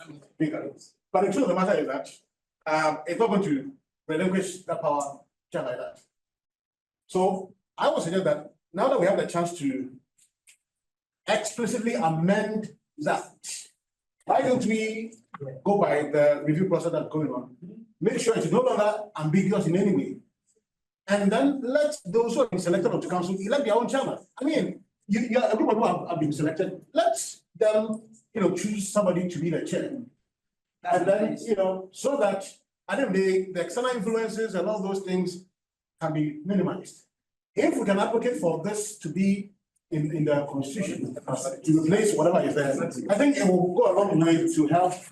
So, no the dynamics that we have. This may be a good compromise position. Instead of going to court and that becomes another long battle, we can go through the review process and get this, changed. I see that is in the UTAG proposal. But again, I'm not sure the Constitution Review Committee will do anything about it. Because, like I said before, the Constitution Review is about changing provisions in the Constitution or adding something to it or taking something out of it. But this one is clearly stated in the law. So what I'm rather thinking is that, of course, it's still there, and we are not going to take it out. It should go as it is. But I'm anticipating the outcome. And so maybe we can wait and see what the Constitution Review Committee will come up with. But my view is that we should rather think about, first of all, okay, let's hear from others first. Yes. Thank you so much. I think he said most of the things I wanted to say. But what I want to add is that the internal politics, as he said, is even more dangerous, especially when the tribal one comes in. So if we go that route, whereby we have to choose the council chair from within, it is going to create a lot of problems. It is going to create a lot of problems. Can you add what you want to say, or if you have any suggestions as to? Yes. And one thing that we benefit from the council chair coming from government is that new universities like ours, we need people who can lead us to the government. So when you appoint someone with a governmental link, they are able to get resources for us. The example is UHAS. Their council was able to get some, a lot of support from the government. So if we pick them from within, I don't think we'll be able to get this support again. Okay. Any other? I think I'm what you're saying. I think what you're saying. But as Please.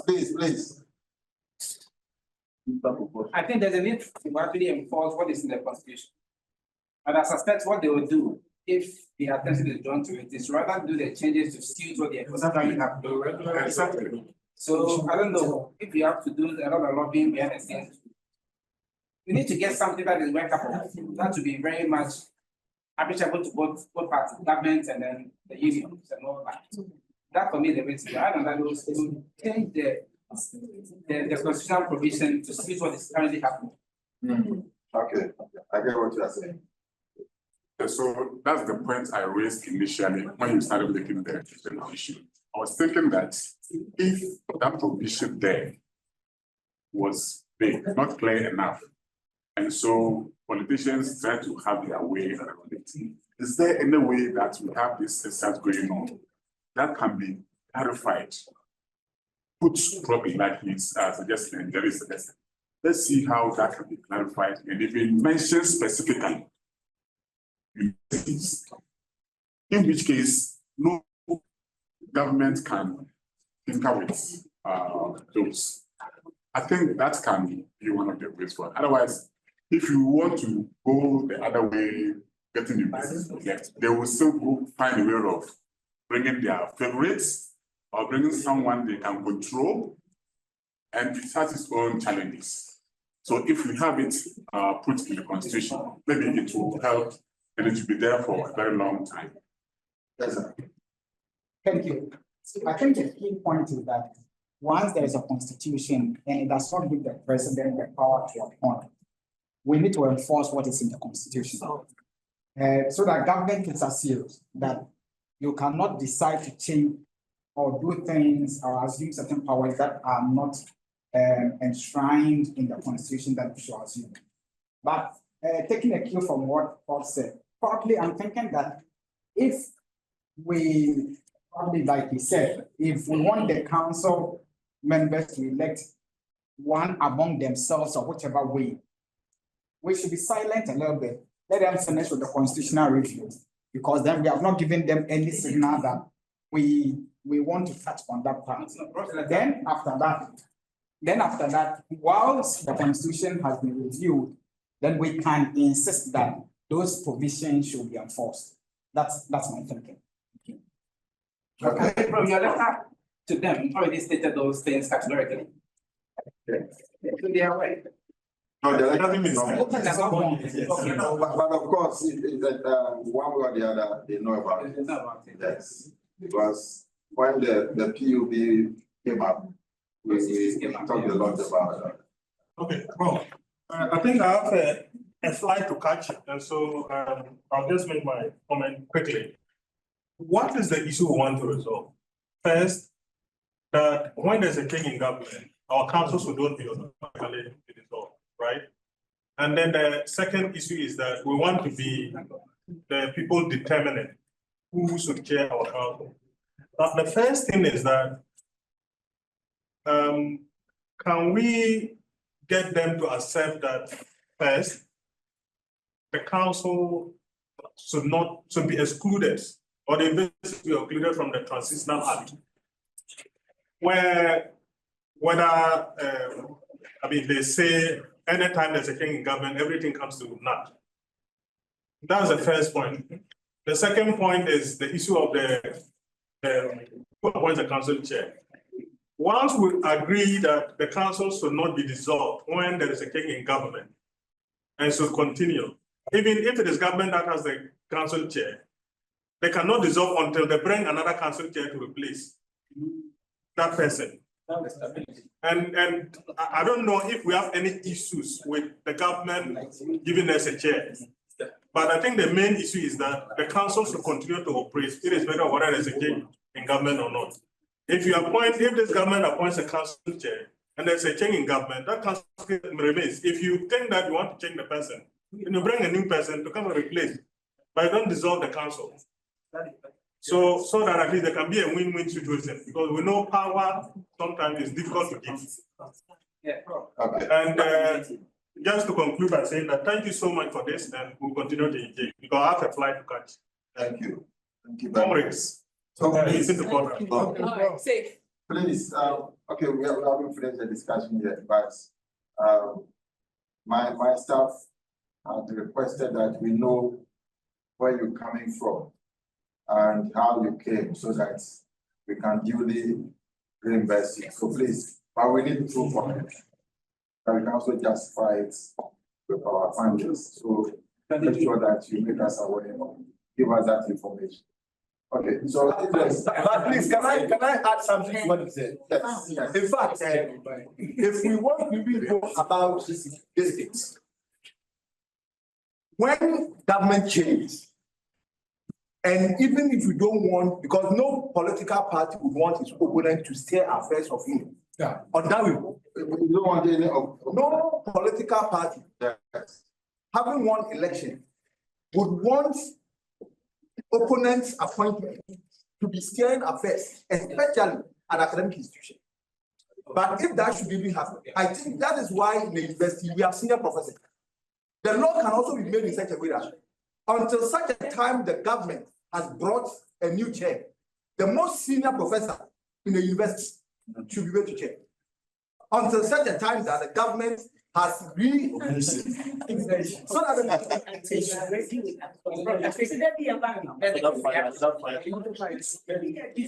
no, but the question is that everybody knows at any material point in time, every child would know the most a professor in the campus.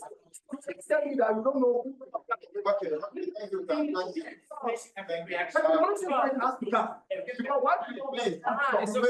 You made your point, please. You want to go.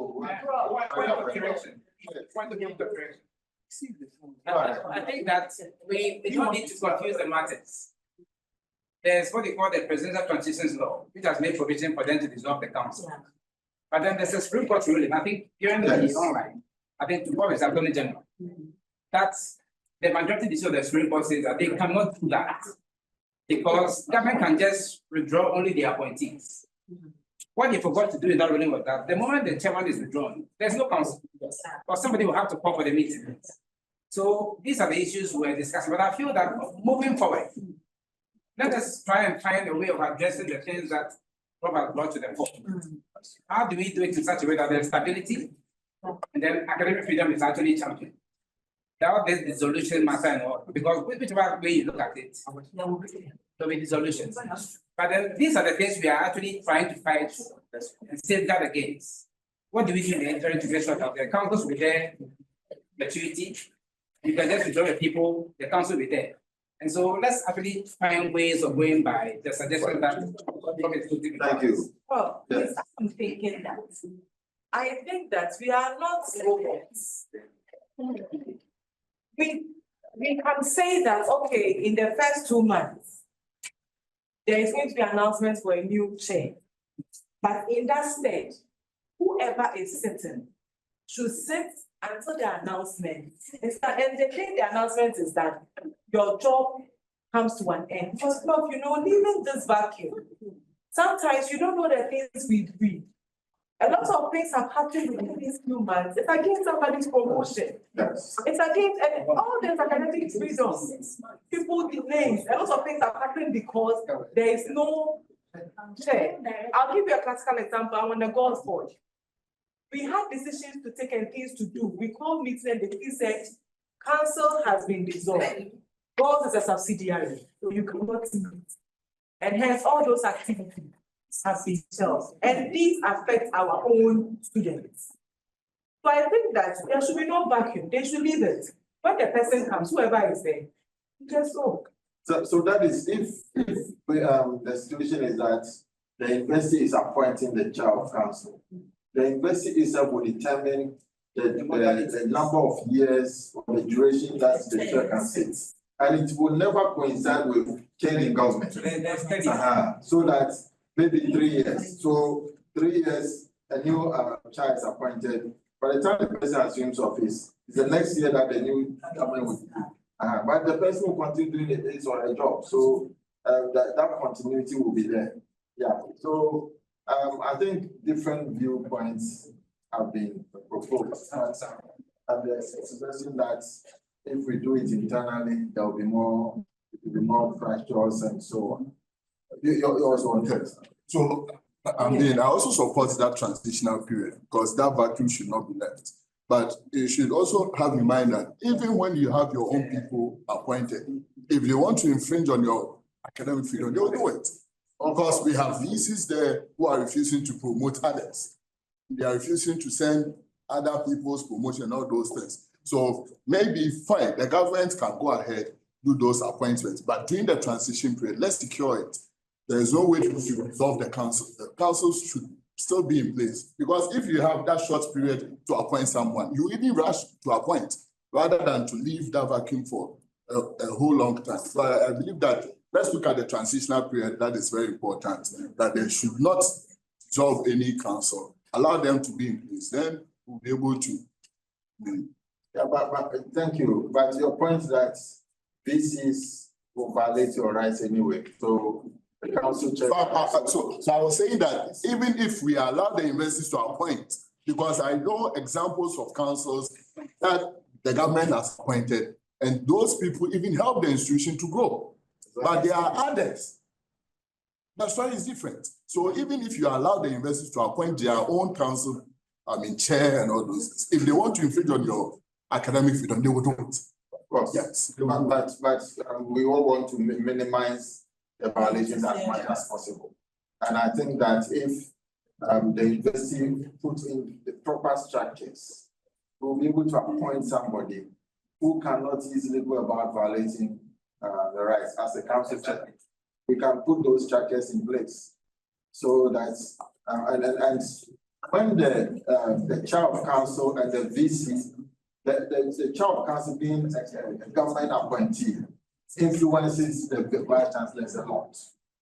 So if we're able to get somebody who is not on the side of government, it can minimize the powers that the VC can arrogate to it, to him or herself, and to violate rights.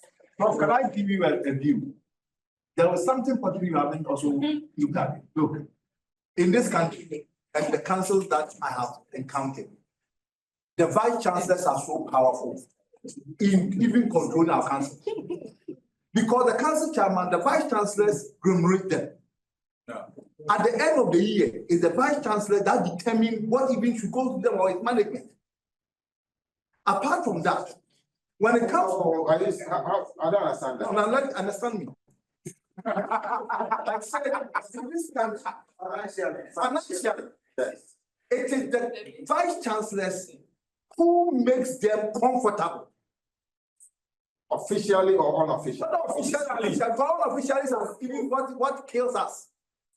So whether officially or unofficially, the comfortabilities of the council chairman and the council members are in the pocket of the vice chancellors because they are the spending officers of the university. So when I'm not sure it will be the case with every. But the point is that we are all here from university. I'm also from a university. I'm telling you that. When you put it here, you see that. You see what I said.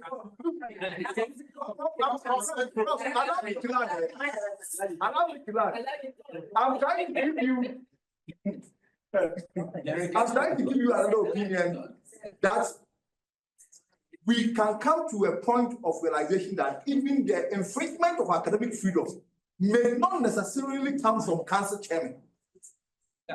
In fact, it is if it is going to come from council chairs, it will be an influence of vice chancellors. Our problem in the universities are not council chairs. They are vice chancellors. I can just see that. Our vice chancellor who comes emanate from us, get to the top, become powerful, and now they don't want us to even talk about the money. Talk about so all we are saying is that with this whole thing of academic freedom, I'm telling you, the first point to tackle is the vice chancellor, and we the people who are here because we are the people who are going to become a vice chancellor. And when we become vice chancellor, then forget when we are coming and become then we become tired. You can't go. That's why it's a fact. Let's hear from Well, thank you very much. It looks as if the discussion has been treated to the traditional universities, even now the colleges of education, who are currently.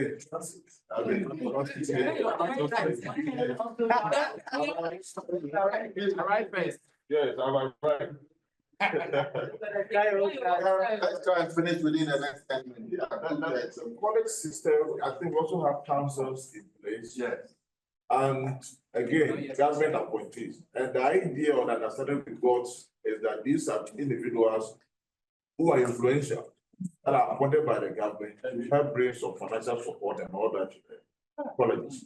Now, if we are not going to accept that, and now we have to look from within, how do we get people to assume that position who will financially support the college? Because the lecturers, as they now, they don't have that kind of financial. They don't have the lecturers. They don't have the lecturers. I mean, you go anywhere and find people that you think can be influential and can help steer the affairs of the council. So it's not about lecturing. So maybe the college the second gets people to that position Anybody at all. And that person, in my opinion, more independent than somebody representing the government. Okay. That is all the point I'm making. But in any case, the law as it is now, it is not for the president of the council. Yes. So if we want to do anything at all, we should tackle it from the angle of the law. Yeah. I agree. I think that's why I made that point that we need to look at the law. That's what I mean, that we need to look at the law and see how best we can inform government that this is what we have seen, and then maybe take it out from there. But of course, government will not easily want to let go. Then we need to also plan the strategies that we're going to employ in order to take their hands off at that. Thank you very much. But then look, current employees are not there. There's one.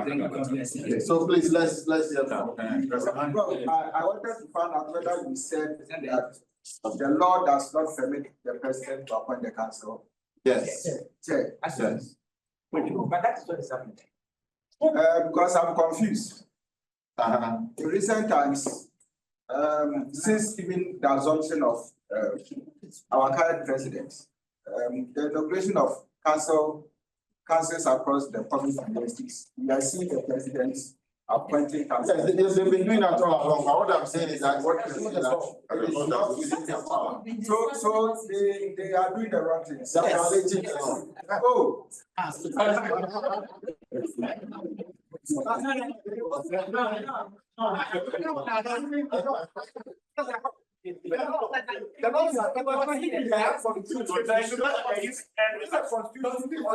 that establish the university, the constitution. Then it's fact that the first mistake was committed by the parliament when we were exactly, because almost all the acts we have here actually suggest that the president is supposed to exactly, and it says according to the constitution, Article 71 of the 71 IV of the constitution. They might be referring to the constitution.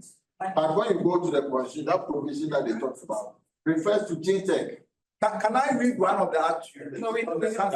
I know it.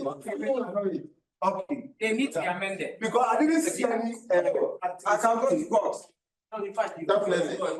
I did not see some of the acts I've read referring to in accordance with the constitution. You want to read it for us to see? That is why I wanted to read one for you. You have it now? Yes, in front of my. Please read it. Okay. Meanwhile, let's hear from Peter Easy. So mine is, so the strategies we are looking at now is how to enhance academic freedom, right? Exactly. Okay. So I want us to look at, apart from the council issues, I want to see if it is possible for ECAF to conduct rigorous research into the establishment and activities of GTEC. Because it's a big stumbling block to academic freedom. It's a very big one.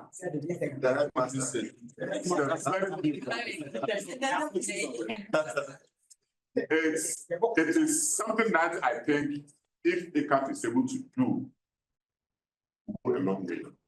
To ensuring that everything that was all looking for. Please, we will support you with whatever we have to support you with. And prayers. Prayers. Why would you not do it? You want ECAF to keep. So ECAF and you are stakeholders. So that's what I'm saying. We support. I'm not afraid of them. This is something that's why I came today. It's very important that we look at this seriously.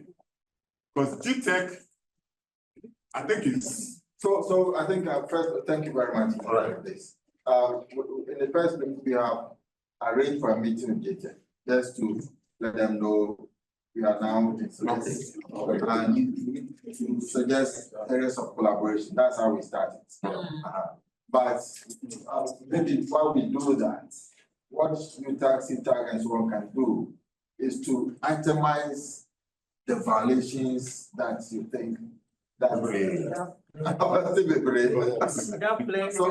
that if you itemize them, then we'll know how to connect them to the law and see what the violations are. Then we can use that as a springboard to initiate the discussions. These are not necessarily violations. Everything UTAG has done is within the law. Yes. Like, however, that the law was passed during COVID times, we're all afraid of Corona, and so we're in the house. Nobody really read that. So they arrogate so much power to themselves, to the extent that if the university statutes or university act conflicts that of UTAG, the UTAG law supersedes that of the university. It is called the Education. Education Act. So That would be great. that is the point. They are not committing any. I don't know about this law. It's called the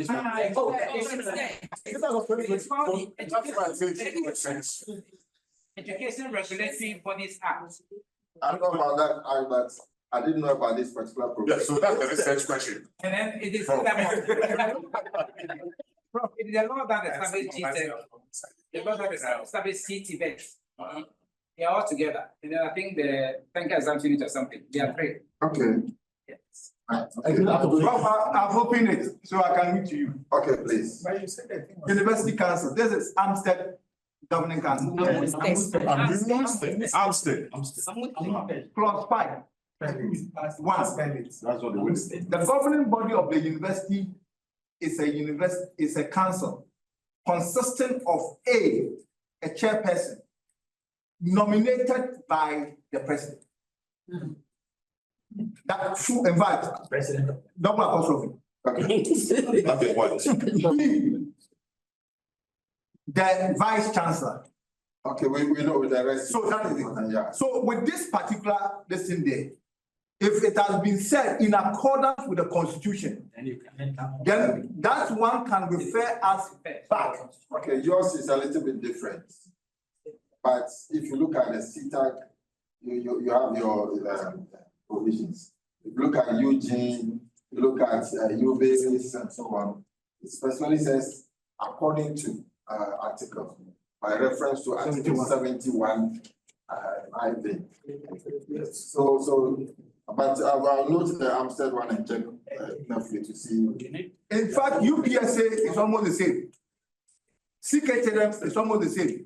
Because I have them, I'm doing some litigation on that.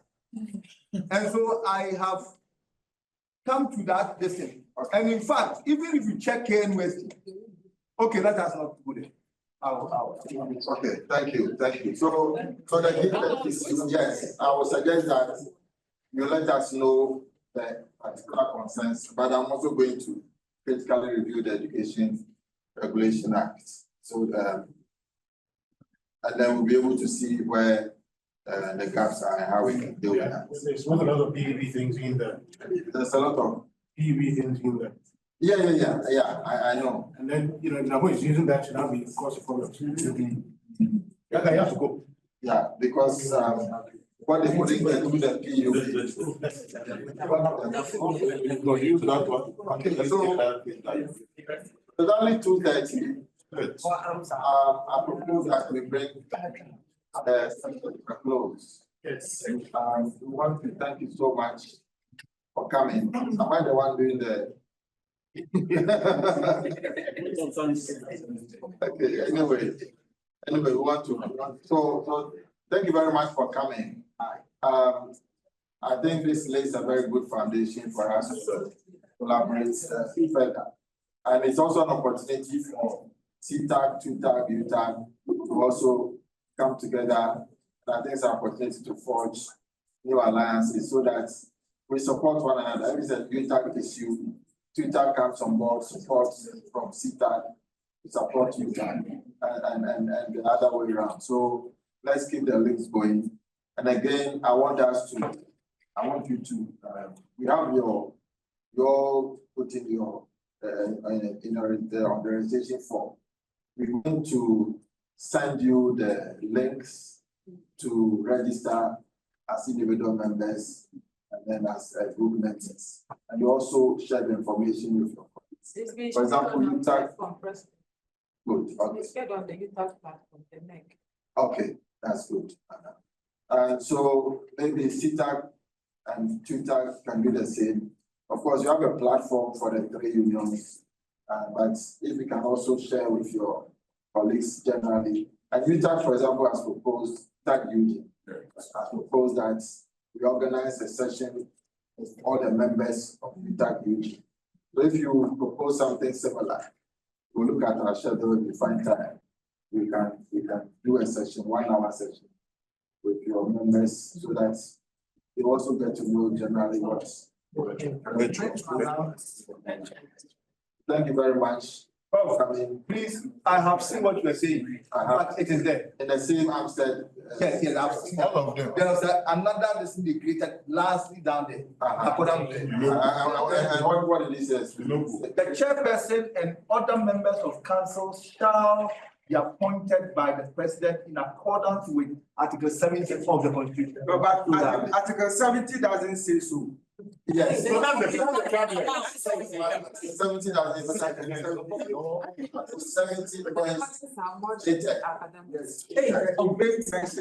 but the Article 70 didn't mention DTech per se. No, But that time, DTech was all DTech has different names.